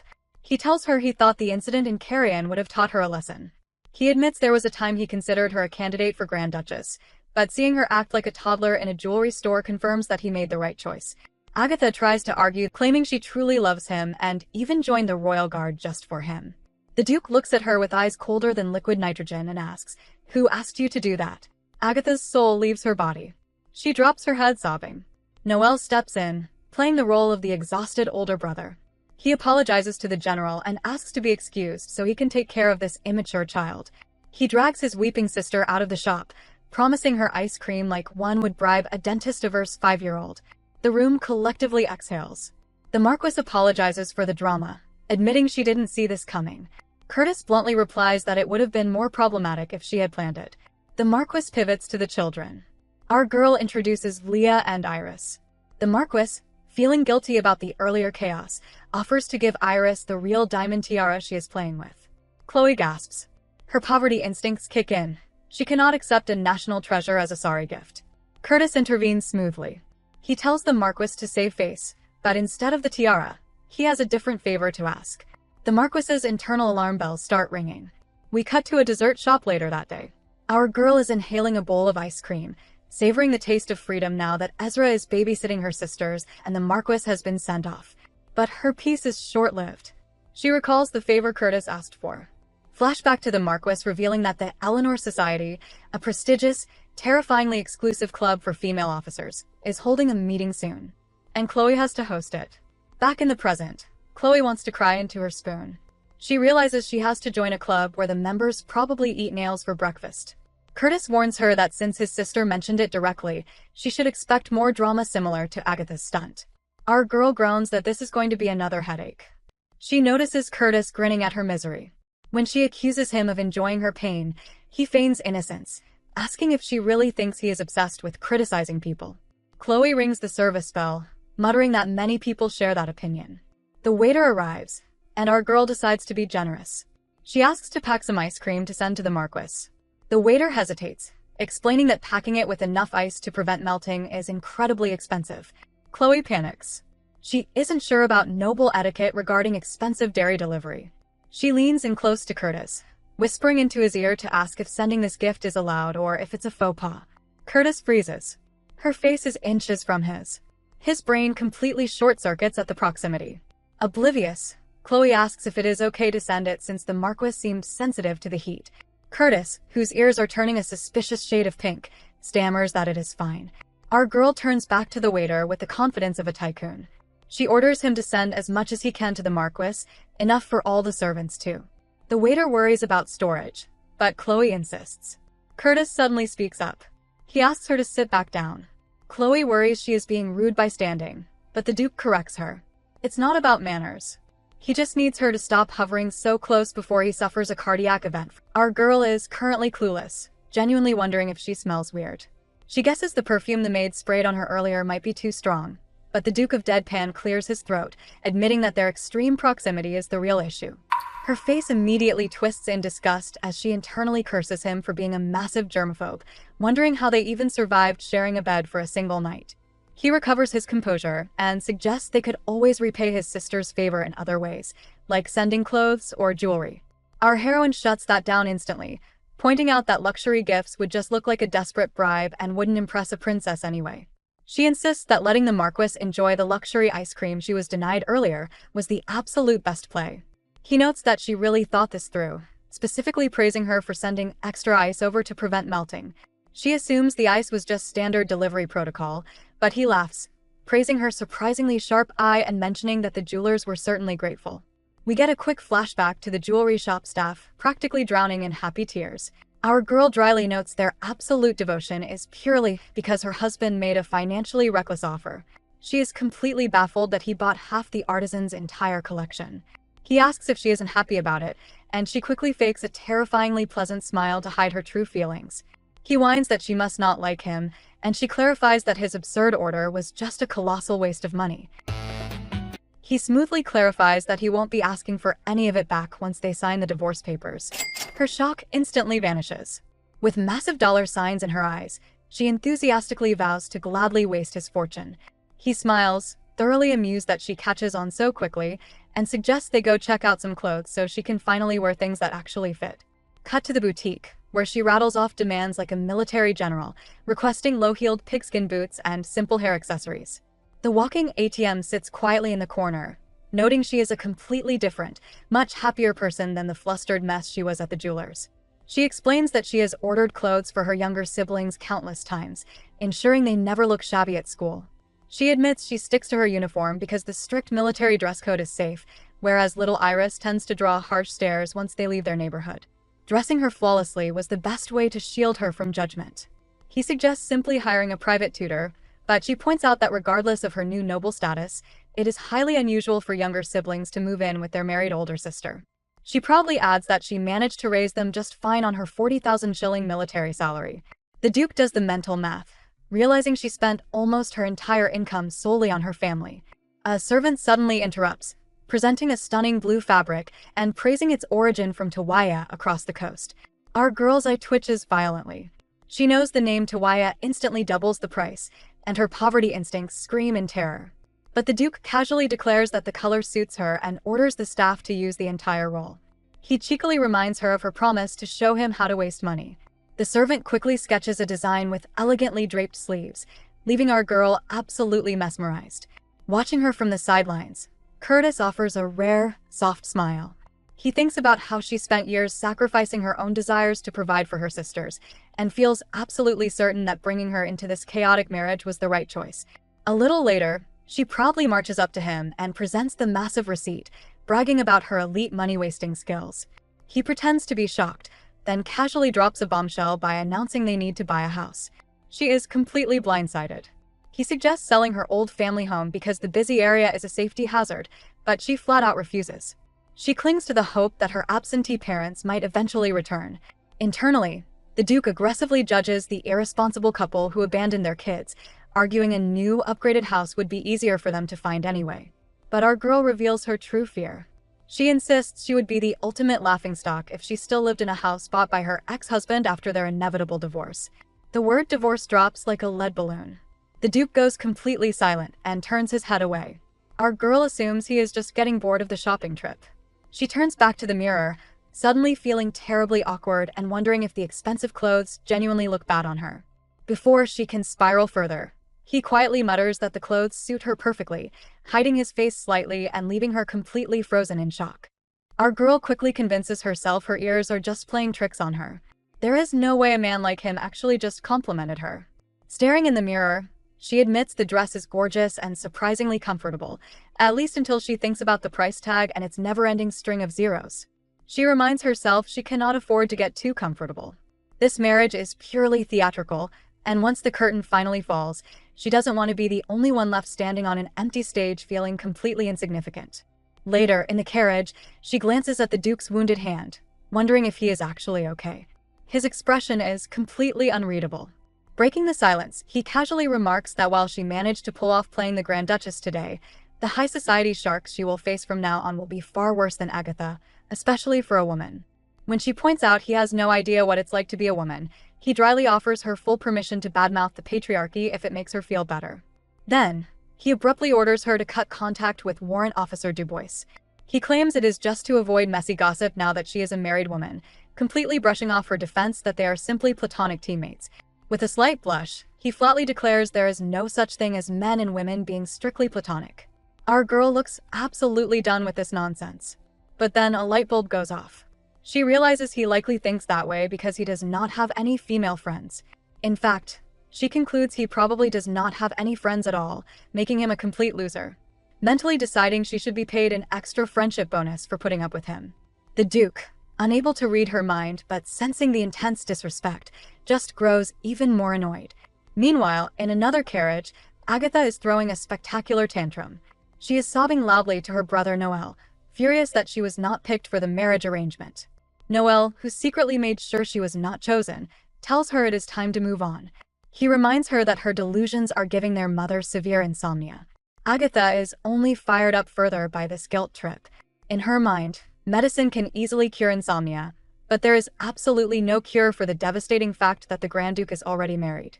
She laments how incredibly unfair it all is, pouring out how much she truly loves him and how her heart never even comes close to reaching him. Through her tears, Agatha suddenly remembers what our girl had said to her earlier about not wasting her tears on a man like him. A wave of intense frustration hits Agatha as she realizes that this new wife does not even love Curtis. In fact, based on her blatant attitude, the woman seems to flat out despise him. Seeing her spiral deeper, Noel sighs heavily and tells her they should just drop it and go. He plainly states that Curtis does not have feelings for her, bluntly pointing out that she already knew this 3 years ago after being so deeply humiliated by him.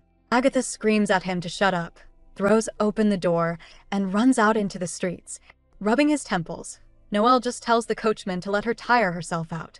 Agatha blindly runs off her frustration until she realizes she has wandered into a very shady, dangerous-looking alley. She spots 2 men doing a sketchy trade with some questionable white powder. Just as she decides to turn back before she gets mugged, she glances through a window and spots a familiar face, Isabel Glenland. Agatha pauses, wondering what a high-ranking noblewoman is doing sneaking around a back alley. She questions if Isabel is a spy, but Agatha quickly decides her own broken heart is vastly more important than local espionage, pouts, and walks away. A few days later, our girl is living her absolute best life at her new residence. She is lounging in bed, eating cherries, and marveling at the peaceful perks of royalty. She gets fed, bathed, and tucked in without lifting a finger. She decides this is way better than an actual honeymoon and vows to enjoy the luxury while it lasts. Even petty attempts by Philip and his crew to bully her fail miserably against her newfound zen. But peace is fleeting. Once the newlywed period officially ends and she returns to work, reality hits hard. The lower-ranking guards are already whispering nasty rumors, questioning how an utterly average woman caught the Grand Duke and making gross, sexist remarks about her body. And if the underlings are bad, the superiors are worse. We are formally introduced to Commander Victor, a man who actually outranks Curtis. Radiating a deeply ominous aura, he gives her a chilling smile, congratulates her on the wedding, and announces he is there to deliver a direct message from His Majesty. The royal guards tasked with welcoming the marriage of Brigadier General Burke and Warrant Officer Amboise were deeply divided, their reactions splitting into 3 highly gossipy camps. The first camp firmly believed Chloe was trapped in an elaborate scheme. Officers whispered that this had to be some bizarre case of Stockholm Syndrome, reasoning that no sane person would willingly marry the terrifying Brigadier General. They concluded she must have been threatened into sharing a roof with him. The second camp took a much simpler approach. They argued that love is blind and chemistry is all that matters, genuinely believing Chloe fell for Curtis purely because of his dashing looks. For the record, this camp also cruelly compared Chloe's overall intelligence to that of a mosquito larva. Then there was the third and most popular camp, which viewed Chloe as a calculating mastermind.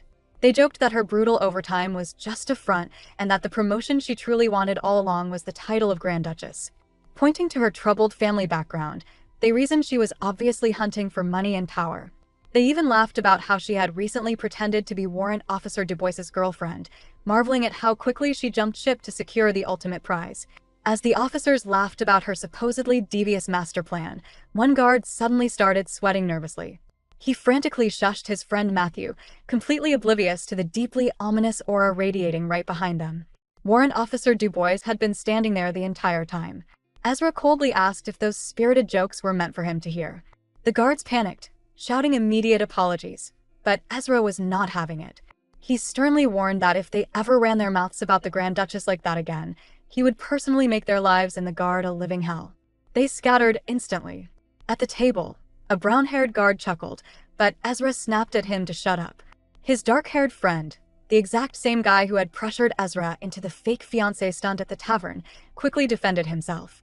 He argued he had no idea Chloe would actually marry the Brigadier General. He then prodded Ezra, asking why Chloe had not mentioned her relationship when Ezra was her personal guard just the other day.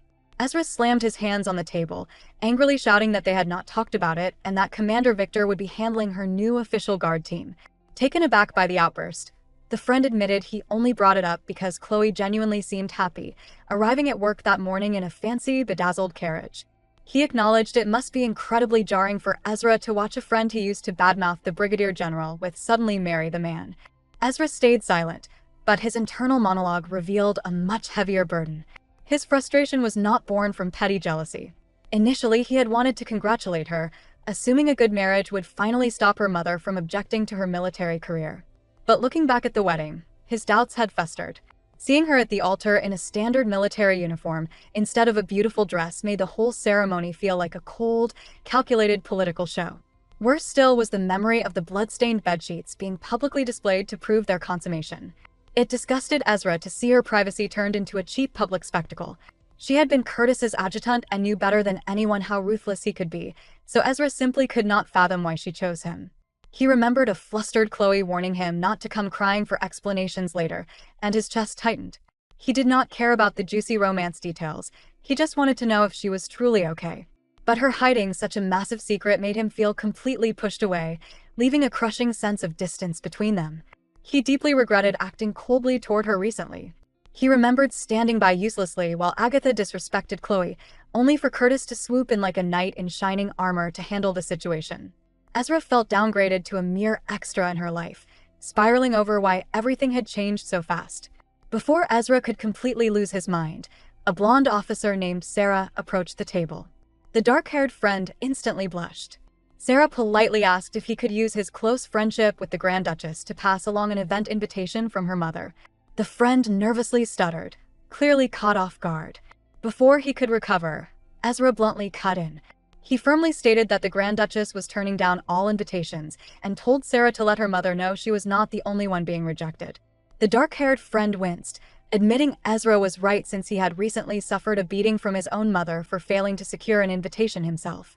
Still desperate to impress Sarah, he puffed out his chest, promising to pass along the request if he managed to see Chloe. He then smoothly suggested their three families should meet for tea at his place instead, politely noting that was a bit much. Ezra scoffed, calling his friend a transparent fool, and walked off in disgust, leaving the friend to sigh and make excuses for Ezra's standoffish mood. Meanwhile, the scene shifts back to the tense meeting with Commander Victor. When the Duke asks what the Emperor has to say, Victor delivers the heavy blow. He reveals that His Majesty expects them to host a massive, highly extravagant housewarming party. It must be a truly splendid event, attended by all the high nobles and royal family members, and most importantly, it must be personally hosted by the new Grand Duchess herself. The Duke casually notes they now have to host a royal banquet. Commander Victor confirms, explaining that their marriage was supposed to be the main event celebrating the 28th anniversary of diplomatic ties with Glintland. But since Curtis deliberately destroyed those efforts, Victor argues the absolute least they can do is throw a successful banquet. Our girl is instantly annoyed, asking why this massive event is suddenly her responsibility. The commander flatly reminds her that she is now royalty too. She argues there are two other royal women far more experienced than her, specifically suggesting the crown princess. The commander replies that Her Highness is reportedly suffering from a terrible case of the flu. The Duke laughs, casually noting it seems His Majesty had her get sick on purpose. Our girl gasps, utterly shocked he would say something so scandalous out loud, but Victor dismisses it, saying it is not worth getting into. She is baffled they just let that slide. The Duke then suggests Marquis Palandre. The commander replies she has been assigned a different task, which the Duke assumes is also terrible news for them. Once again, Victor refuses to elaborate. Our girl notes they are oddly in sync, realizing Victor completely understands Curtis's position. Victor sighs heavily, telling them they just need to do a good job. The Duke begins to promise they will prepare a grand event, but Victor violently interrupts. He clarifies that is not what he meant at all. He reminds Curtis that pulling Warrant Officer Burke out of the army made Victor look like the matchmaker. He demands Curtis imagine the horrific position he is in facing His Majesty right now. The Duke cheekily replies they are living happily ever after thanks to him. Victor is not amused. He asks if this really looks like happily ever after, ordering Curtis to look at his feet. Victor points out that whenever the Duke enters his room, he stands on the exact same tile every time, avoiding the rest of the floor like it is covered in actual feces. Victor calls him an oddball, adding that whenever the Duke is with someone else, he maintains a strict distance of exactly 2 tiles, precisely like he is doing with his new wife right now. Our girl immediately stiffens. Victor orders them to at least make their act convincing if they are going to put on a show. He warns them not to make it obvious with things like physical distance, noting His Majesty might be naive, but he is not totally clueless. Curtis laughs, praising the experienced soldier's sharp eye. Victor angrily orders him to get it together, reminding the Duke that his career is also on the line. Mentally, our girl cringes, realizing anyone with a brain can see right through them. As they leave, Victor throws a pitying look at Chloe, noting she sure knows how to pick a partner. When she asks what he means, Victor refuses to say, telling her to hear it from someone else, leaving her totally confused. Outside, the Duke awkwardly asks if they should walk hand in hand.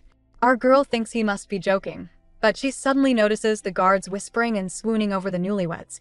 Annoyed but practical, she grabs his hand. As they walk, she asks if this sudden affection is because of Victor's warning. The Duke admits Victor said their distance was too obvious. He suggests they try to be more mindful inside the palace. She flatly tells him that if he is going to hold her hand with such a horrified look on his face, they should just call it quits and let rumors spread that they broke up after 2 weeks. We see his face completely covered in sweat as his extreme germophobia kicks into overdrive. Relieved, he aggressively yanks his arm away, declaring that is the best thing he has heard all day. Our girl mentally rolls her eyes. She then asks what Victor was talking about earlier regarding her partner. He asks if she still wants to retire. She confirms she absolutely does, but he smirks and congratulates her on the fact that she cannot. She considers knocking him out. He explains His Majesty tried everything to remove her as his adjutant, but failed. He reminds her of the slave contract she signed when she first took the job, which promised high pay but forbade her from quitting. He reveals it was so hard to find him an adjutant that Victor actually got the King's seal of approval on her contract.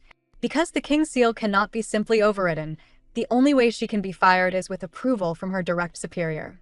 He sneers, thoroughly enjoying the fact that he is her direct superior. She sighs, piecing together why Victor made that comment earlier. She admits she foolishly thought Curtis was actually trying to protect her. That sentence instantly wipes the smile off his face. She notes a lot happened while she was away. He quietly suggests that maybe he was trying to protect her, but she scoffs. She asks what benefit that would bring him. She points out he could have easily thrown her to the king as prey, letting His Majesty tear into her while he quietly prepared his next move. She reminds him that was the whole reason he paid her so handsomely and brought her in as bait. Before she can finish, he snaps at her to keep her voice down, warning her about the many ears around the palace. She taps her lips, realizing she needs to be careful. He stays silent and suddenly speeds ahead.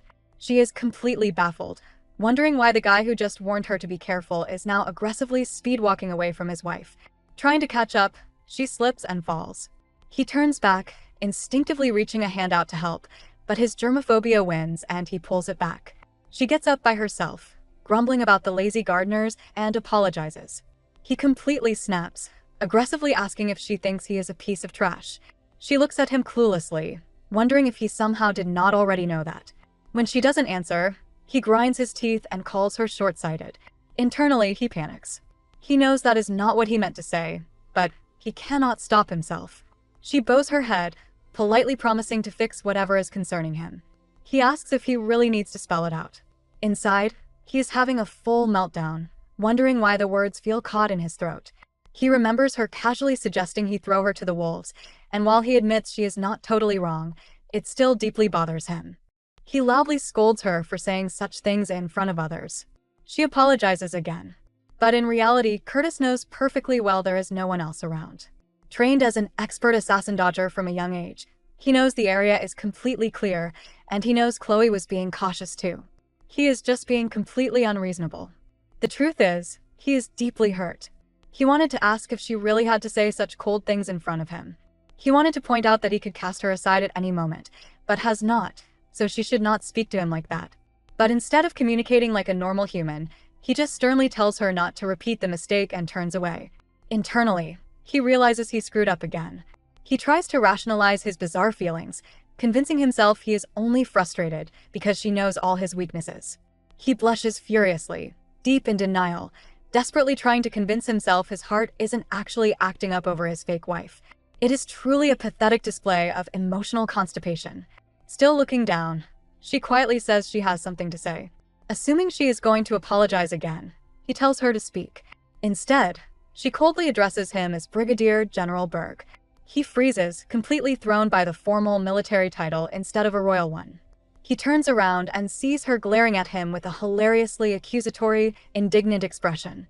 She bluntly asks if he really thinks he is in any position to talk down to her like that. As she stares him down, we are treated to a glorious reminder of clause number 3 in their prenuptial contract. Curtis Schonberg shall always obey Chloe Amboise. The narrative shifts to our girl's perspective. While she silently admits her careless words were a genuine mistake, getting publicly chewed out by her fake husband is draining her patience fast. Her mind drifts to a piece of profoundly unhinged advice from her sister. The memory reminds her that if holding back your temper feels like dying, it is vastly preferable to just kill the other person instead. Channeling that chaotic energy, she glares at the Duke of Emotional Damage and fiercely questions if he truly believes he is in any position to scold her. With dramatic flair, she officially invokes Clause 3 of the prenuptial contract, mentally noting she now has exactly 2 chances remaining. She formally reminds him that Curtis Schonberg is legally obligated to regard Chloe Amboise as his absolute superior.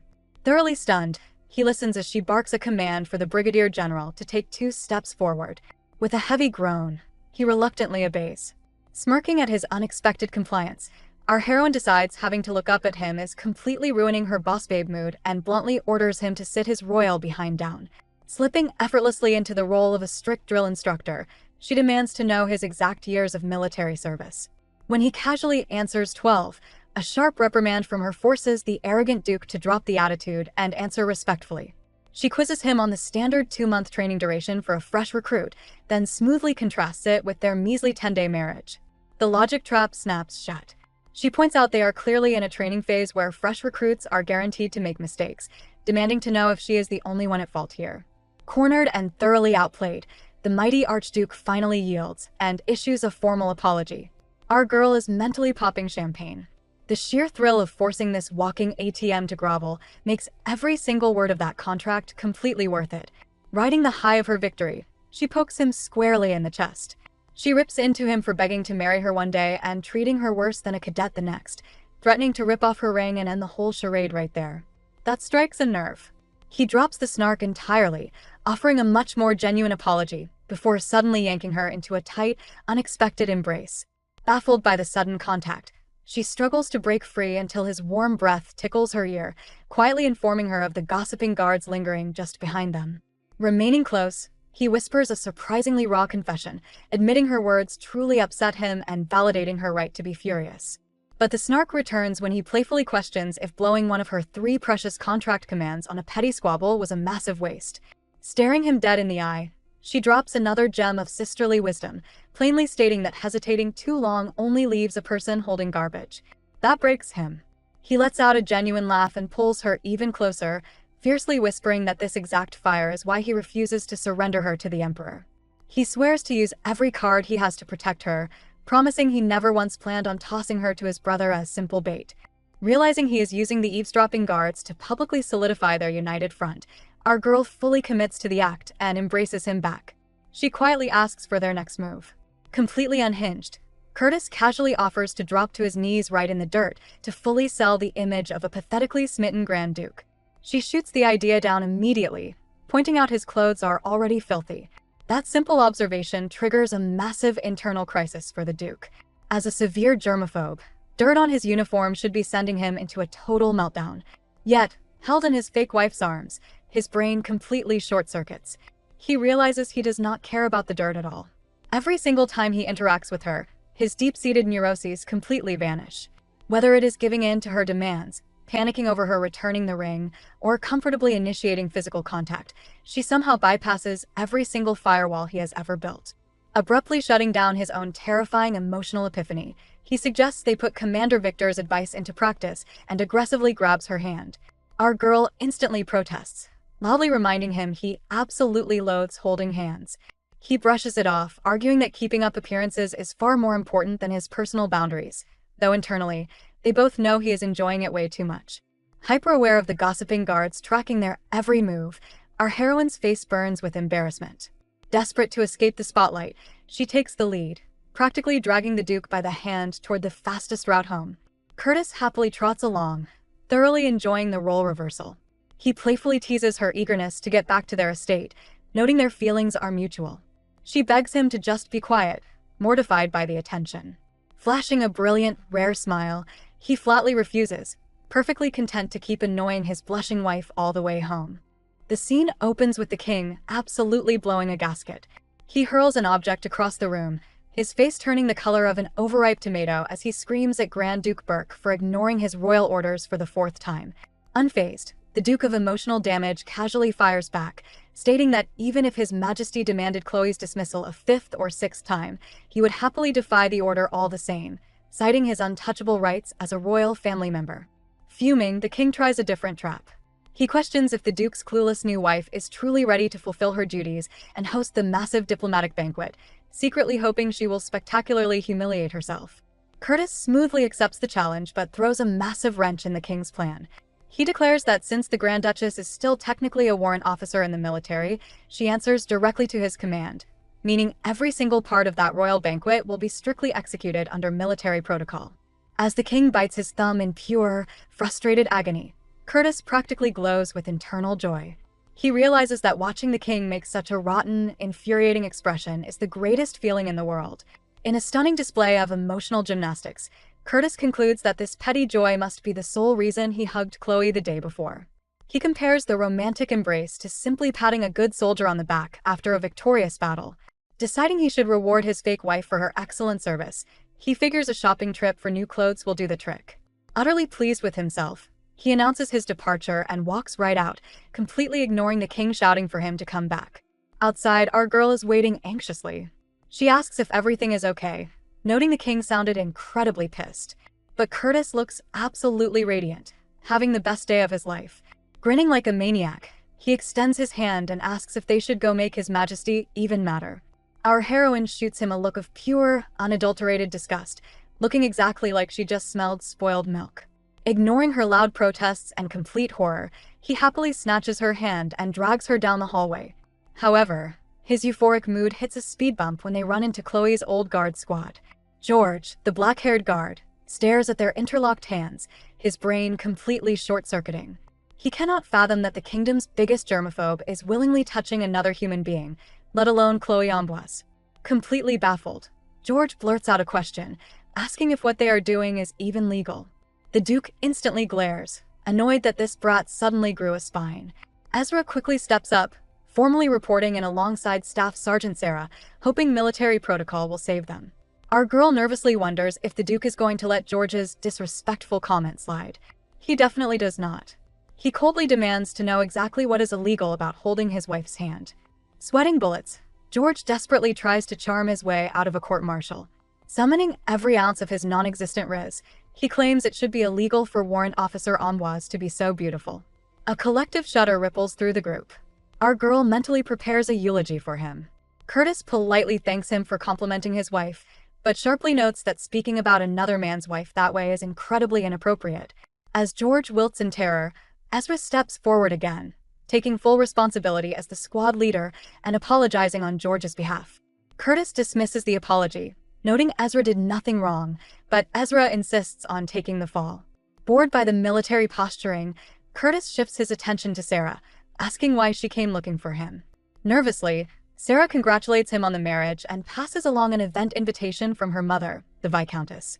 When Curtis points out she only invited the Grand Duchess, Sarah practically jumps out of her skin, quickly extending the invite to His Highness as well. Surprisingly, Curtis plays the perfect gentleman. He expresses deep sympathy for the Viscountess having 2 children in the military and promises they will pay her a visit soon. Offering his arm as if to escort her, he suggests they discuss the details as they walk, claiming he is incredibly busy and only has a moment to spare. Utterly baffled by his charm, Sarah looks to Chloe for permission to take his arm. Our girl, completely zoned out and incredibly relieved to not be holding his hand anymore, could not care less. Once the Duke and Sarah walk away, George immediately checks on Chloe, aggressively squishing her cheeks and asking if she is starving or being threatened. She proudly flexes that she eats incredibly well now, casually dropping that she gets caviar on demand. She is secretly relieved that George is exactly the same loudmouth he always was. Unfortunately, Ezra remains entirely frosty. He announces he is heading back, warning them not to chat too long and to make it to their meeting on time. George complains about Ezra's terrible attitude lately, but Chloe gently waves it off. She understands why Ezra feels uncomfortable around her now and tells George he does not have to force himself to hang out with her either if the others disapprove. George loudly objects, asking why on earth he would ever hate her. Our girl gets a little teary-eyed, touched by his loyalty, and warmly calls him by his nickname, Georgie. But the touching moment ends instantly when George reveals his true motive. He demands she use that nickname in front of everyone at the upcoming royal banquet, specifically requesting she introduce him to all the noble ladies as the kingdom's most eligible bachelor. Realizing he is just using her as a premium wingwoman, she angrily tells the shallow jerk to get lost. George cheekily pretends he cannot hear her over the sound of her incredibly high royal status. Despite the annoyance, our heroine laughs, genuinely grateful to have a friend who treats her exactly the same. The scene shifts to later that day. Chloe is sitting at her desk, relieved that her first day back at work as a married woman went by so peacefully. She figures nothing else unexpected could possibly happen. But just as she lets her guard down, a sharp voice cuts through the room. An older woman struts in, loudly criticizing the messy state of the Grand Duchess's office and questioning if it can even be called a royal workplace. Our girl stares in dread as we are formally introduced to Madame Brung, a notoriously strict royal inspector deliberately sent by the petty king to make her life an absolute nightmare. She sucks her teeth, loudly criticizing our girl for working in a dump despite her new royal status. Brung claims His Majesty sent her to oversee the diplomatic banquet because the Grand Duke cruelly kept Chloe in the military, resulting in less than ideal royal assistance. Laying the guilt trip on thick, she praises the king's infinite grace and commands everyone to sit with gratitude in their hearts. Noelle smoothly shuts that down, reminding the old bat that only the Grand Duke issues orders here. Caught off guard, Brung backpedals, whining that surely His Excellency would not deny a frail woman a seat. Mentally bracing herself, our heroine realizes this royal inspector will be a massive headache. Brung bows stiffly, asking to assist Her Highness. Chloe mentally passes but politely invites her in. As Brung whines about the rundown office and her poor knees, Chloe casually offers her the corner bed, bluntly adding she can just keep standing if the mattress is too disgraceful. Defeated, Brung plops onto the bed, dramatically blaming the king's heartlessness for her cramped working conditions. Watching the theatrical performance, our girl realizes Brung is not a tactical mastermind, just a cranky old lady who loves hearing herself talk. As Brung launches into an endless monologue praising the king and bashing Curtis, Noelle flashes Chloe a reassuring smile. Tuning out the white noise, Chloe focuses on her paperwork until Brung demands her attention, calling her a disgrace and bragging about her own kindness. Our girl dryly agrees, noting the ever-so-kind lady is right before her eyes. Brung starts to brag again about the king's orders, but Chloe sharply cuts her off, taking total control of the conversation. She asks what exactly goes into planning a diplomatic banquet. Brung is genuinely shocked. She asks if Chloe is seriously asking such a basic question. Our girl casually reminds her that as a former lower noble, she has never hosted or attended a real banquet before, noting her own engagement party was her very first one. Brung gasps in horror. Sighing, Chloe asks if there is a problem. The old lady goes off, scolding Chloe for exposing such ignorance when she currently holds the third highest rank in the royal family. She rants that leaders must know absolutely everything, loudly agreeing with the king's opposition to the marriage. Unbothered, our girl simply points out that is exactly why she is asking questions now. She flashes a sickly sweet smile, reminding Brung that the king specifically sent her to help Chloe meet those expectations. She agrees a leader should know everything, but notes she wasn't magically born with that knowledge. That, she concludes, is where the madam comes in. Brung stammers that wasn't what she meant, but Chloe cuts her off again. Stepping into her power, she drops a terrifyingly intimidating glare on the old woman. She challenges Brung, asking if she truly came all this way just to scold the third highest ranking royal in the kingdom. The guards are baffled by the sudden shift in power, and Brung begins to visibly tremble. Internally, the narrative reveals a crucial lesson Chloe learned while working as Curtis's adjutant. People in high positions do not need to figure everything out themselves. They are too important, meaning menial tasks can be passed down to replaceable personnel. While hosting the banquet is Chloe's job, dealing with the tedious prep work is beneath her new status. To sum it up, the minor job of teaching Chloe how to prepare is exactly what a replaceable subordinate like Madame Brung is for. Defeated by the intense stare-down, Brung sighs and finally starts doing her job. She identifies the banquet's anniversary goal and rattles off a massive guest list, including the Glentland delegation, Count and Countess Anna, Baron LeBlanc, and the House of Byronworth. When Brung haughtily insists all invitations must include a heartfelt, handwritten message commemorating the peace between the nations, Chloe dramatically sighs, complaining that writing all those by hand will be incredibly tough. She points out she only knows strict military handwriting, melodramatically wondering if anyone will even recognize her effort. Her real, completely transparent meaning is that having an assistant write them instead wouldn't make a single difference. Ignoring the hint, Brung adds that Chloe also needs to memorize the names and faces of every single noble. Chloe has a brief, traumatic flashback to her brutal pre-wedding study sessions and casually dismisses the task, stating she already memorized them all. Flustered that Chloe is not cracking under the pressure, Brung insists she also has to greet the guests in person. Chloe waves it off, noting she survived meeting the king just fine.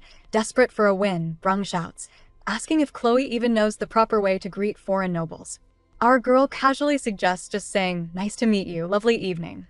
Brung is absolutely horrified, screeching that greeting them like that will embarrass everyone. Brung launches into a strict lecture on posture, ordering Chloe to never slouch, stand straight, step back with her left foot, and only bend at the knees. But Chloe stops her right there. Feigning ignorance, she complains that the verbal instructions are just too hard to picture. She innocently asks the madam to demonstrate the proper form herself. Highly annoyed but eager to show off, Brung stands up.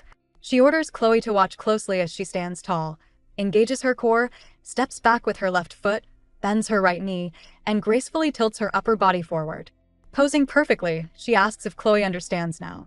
Instead of practicing, our girl just sarcastically claps, praising the old woman for being so incredibly good at bowing to people. The narrative flashes back to a surprisingly touching moment. Our girl is holding a massive guidebook detailing 20 years of royal banquets, graciously handed to her by Noel. Mentally crowning the second lieutenant an absolute angel, she marvels that he supposedly transcribed the entire historical text just for her. Sitting nearby, the Duke of Emotional Damage mumbles under his breath, annoyed that she isn't crediting his brilliant idea to check the royal archives. When she questions his grumbling, he deflects. Pouting like a neglected child, he demands she actually memorize a few words instead of swooning over Noel. Our heroine effortlessly claps back. She suggests Curtis take notes from Noel's kindness instead of constantly forcing his subordinates into brutal overtime. Sticking her tongue out at her fake husband, she marches off to study, completely oblivious to the fact that Curtis is the one who actually ordered the book. Cutting back to the present, Madame Brung is reeling from Chloe's sarcastic clapping. Highly offended, the royal inspector squares up, demanding to know if Her Highness is truly offering praise or just blatant disrespect. As the palace guards eagerly watch the standoff, our girl has a sudden realization. If Brung truly wanted to win favor with the petty king, she could have easily fed Chloe false etiquette rules and set her up for spectacular public humiliation. Instead, the old woman is teaching her the correct posture, bound by a fierce sense of duty and integrity. Respecting the hustle, Chloe decides to drop the attitude. She offers a genuine apology, admitting her behavior was terribly harsh. She confesses that while she respects the king as a citizen, she harbors deep personal resentment regarding this sudden marriage arrangement, causing her to lash out at the messenger. Brung softens slightly. She sighs, admitting she has no idea what His Majesty's petty intentions are, but swears she is only here out of pure devotion to the nation.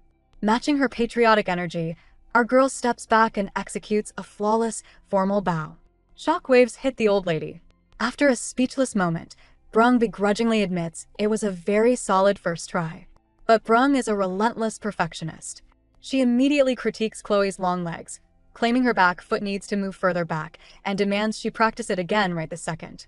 Chloe tries to pull the work hours card, reminding the madam she is technically on guard duty. Brung goes off, declaring this a national emergency to prevent absolute disgrace. Desperate to escape, Chloe immediately throws her fake husband under the bus, arguing that if anyone is embarrassing the nation, it is the Grand Duke. Brung completely derails that argument. She firmly defends Curtis, revealing he is doing everything possible to prevent embarrassment, including personally borrowing the banquet guidebook just yesterday. Our girl freezes. The realization hits her like a freight train. The The guidebook was Curtis's doing all along. In the background, Noel stutters in nervous confirmation, admitting he fetched the book directly on the Grand Duke's orders. Right on cue, the Duke himself materializes from the shadows, clearly having eavesdropped on the entire conversation. Playing the ultimate martyr, he sighs dramatically, claiming he never expected his wife to blame him for the nation's embarrassment, but vowing to take full responsibility anyway. Driven by pure, concentrated pettiness over her failing to recognize his good deed earlier, Curtis throws her right to the wolves. He formally grants Madame Brung unlimited access to Chloe's guard shift hours, insisting she needs intense training before the upcoming Eleonora Society meeting. Brung smiles like a shark smelling blood. As she eagerly drags our horrified heroine away for brutal etiquette boot camp, Chloe shoots Curtis a desperate, pleading glare. She cannot believe he is subjecting her to this torture purely out of petty revenge. The narrative fast-forwards through the grueling training to the day of the dreaded Eleonora Society meeting. George is absolutely dumbfounded when Chloe shows up to work. Our girl looks like a hardened mob enforcer who got violently shoved into a frilly, pastel cupcake dress. The contrast between her intimidating glare and the cutesy ruffles makes her look perfectly ready to either attend a polite tea party or break someone's kneecaps.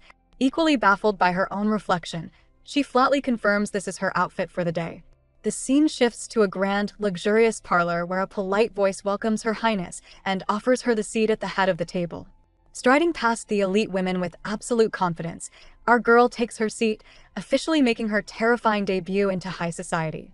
The Eleonora Society meeting officially kicks off with Theodora de Tournier, Curtis's former subordinate, formally welcoming Her Highness. Our girl politely returns the greeting, noting that the Grand Duke has spoken highly of the lieutenant. Theodora respectfully guides her to the head of the table. Taking her place with absolute confidence, our heroine silently analyzes the social chessboard. She realizes the seating arrangement is a direct reflection of power. The closer a noble sits to her, the higher their status in the room. Scanning the elite crowd, she spots the brat Agatha and immediately winces in pure disgust. However, her attention is quickly hijacked when a radiant blonde woman with bright green eyes practically sprints over to her. It is Laura LeGaultier, a former Navy recruit from Chloe's military days. Laura practically vibrates with excitement, bubbling over about how nostalgic she felt hearing Chloe would attend. She completely ignores their purely professional, somewhat distant history. Our girl mentally questions if they were ever actually friends, recalling how everyone avoided her back in the Navy, because she bluntly admitted she only enlisted for the paycheck. Ignoring that reality, Laura aggressively grabs Chloe's hand. Dropping all royal formalities, the minor noble casually addresses the Grand Duchess by her first name. A collective, horrified shock ripples through the room. Everyone is stunned that someone just spoke to royalty so casually. Our girl mentally flashes back to Madame Brung's strict etiquette lessons. The royal inspector had firmly reminded her that the society is a private battlefield for building connections. Inside these walls, she is not a military warrant officer. She is the Grand Duchess. Any rudeness directed at her is a direct insult to both the powerful Burke name and the royal family itself. Deciding Laura is just being foolishly overly familiar rather than intentionally malicious, Chloe opts for a gentle but incredibly firm correction. She formally addresses Laura by her married title, delivering a masterclass in polite dominance by stating that mutual respect is what makes a friendship truly beautiful. Laura flushes deep red in embarrassment. Addressing the entire room, our girl eloquently declares she is here to build alliances based on a shared desire to bring honor to the nation. She flatly refuses to lean on personal favoritism or petty friendships to accomplish great things. The elite women, especially Theodora, look deeply impressed by her poised determination. Internally cringing at her own stiff, formal speech, Chloe hopes the message landed. A thoroughly humbled Laura quickly apologizes for her misstep, and the meeting finally moves forward. As the ladies dive into the overwhelming logistics of the diplomatic banquet, they defer every single final decision to Her Highness. Our girl starts having a full-blown internal crisis. Theodora steps up as the real MVP of the afternoon, explaining the harsh reality. With the Crown Princess and Marquis Palandre absent, Chloe is stuck handling absolutely everything, from the minor decorative details to the exhausting, hours-long guest reception. Chloe sighs internally, absolutely dreading having to personally greet the ridiculously long list of snobby nobles. Suddenly, Laura interrupts the planning to defend Chloe to the group. She babbles that while Her Highness sounds blunt, her sincerity eventually won over everyone in the Navy. Sweating bullets, Our girl wonders if that was a genuine compliment, or just a terrible attempt at covering for her social awkwardness. Seizing the opening, Agatha unleashes her venom. She sneers that anyone who has ever been on the receiving end of Chloe's peak sarcasm would never call her just sincere. The brat dramatically notes that they could all learn a thing or two from Her Highness's razor-sharp tongue, highlighting Chloe's unique ability to infuriate people without ever raising her voice. Sighing heavily at the petty drama, Theodora forcefully steers the meeting toward selecting tableware. Laura suggests white to honor the late Queen Mildred's royal marriage to Glentland. Theodora smoothly shoots the idea down, pointing out His Majesty actively dislikes the color. Laura quickly pivots to navy blue to honor the military. Agatha loudly scoffs from across the table, mocking the idea as completely laughable. Exhausted, our girl realizes high society is just a room full of people running their mouths, each hiding secret motives. Agatha is purely here for drama. Laura is desperately clinging to her for a status boost, and Theodora remains a helpful but heavily guarded puzzle who is completely unafraid of the social crossfire. Before Chloe can overthink the social dynamics any further, Madame Brung abruptly interrupts. She announces the Grand Duke has arrived to personally escort his wife. Curtis smoothly enters the parlor, bowing gracefully and politely apologizing to the ladies for the interruption. Our girl mentally praises his absolutely perfect timing, genuinely unsure how much more of this tea party she could have survived. She quickly excuses herself as Theodora seamlessly promises to handle the rest of the decisions. Later that afternoon, Madame Brung barks out a steady rhythm as she coordinates the newlyweds through an intense dance practice. Following His Highness's lead across the floor, Chloe asks what incredibly urgent message he needed to deliver to pull her from the meeting. Curtis casually admits it was just a convenient excuse to rescue her, vaguely claiming a maid ran off. Completely deadpan, our girl asks if a missing maid truly warranted interrupting a high society royal meeting. Laying the arrogance on thick, the Duke of Emotional Damage brags that she should be incredibly thankful he cleared his busy schedule to escort her and help her practice. Smirking in pure annoyance, she asks if he expects a prize for doing the bare minimum, bluntly adding she wouldn't mind practicing the waltz with someone else anyway. Highly offended, Curtis asks if she really wants to go dance with other men when they are freshly minted newlyweds. She effortlessly claps back, noting it is pretty funny coming from a man who actively courted other women right in front of her. Curtis completely blanks for a second, until he remembers dramatically dragging Sarah away from the tavern to make a scene. Glancing down at his pouting fake wife, a massive, arrogant grin spreads across his face. Deliberately dipping her a little too far forward, he catches her securely as she shouts in surprise. Leaning in incredibly close to her face, he softly asks, "Are you jealous?" And that's the end for today's recap. If you had fun, hit subscribe and turn on notifications. Your support keeps the recaps coming. Choose your next binge. At the top is a crowd pleaser, and the bottom is the latest chaos drop. Thanks for watching. Stay comfy, keep your popcorn ready, and I'll see you in the next one.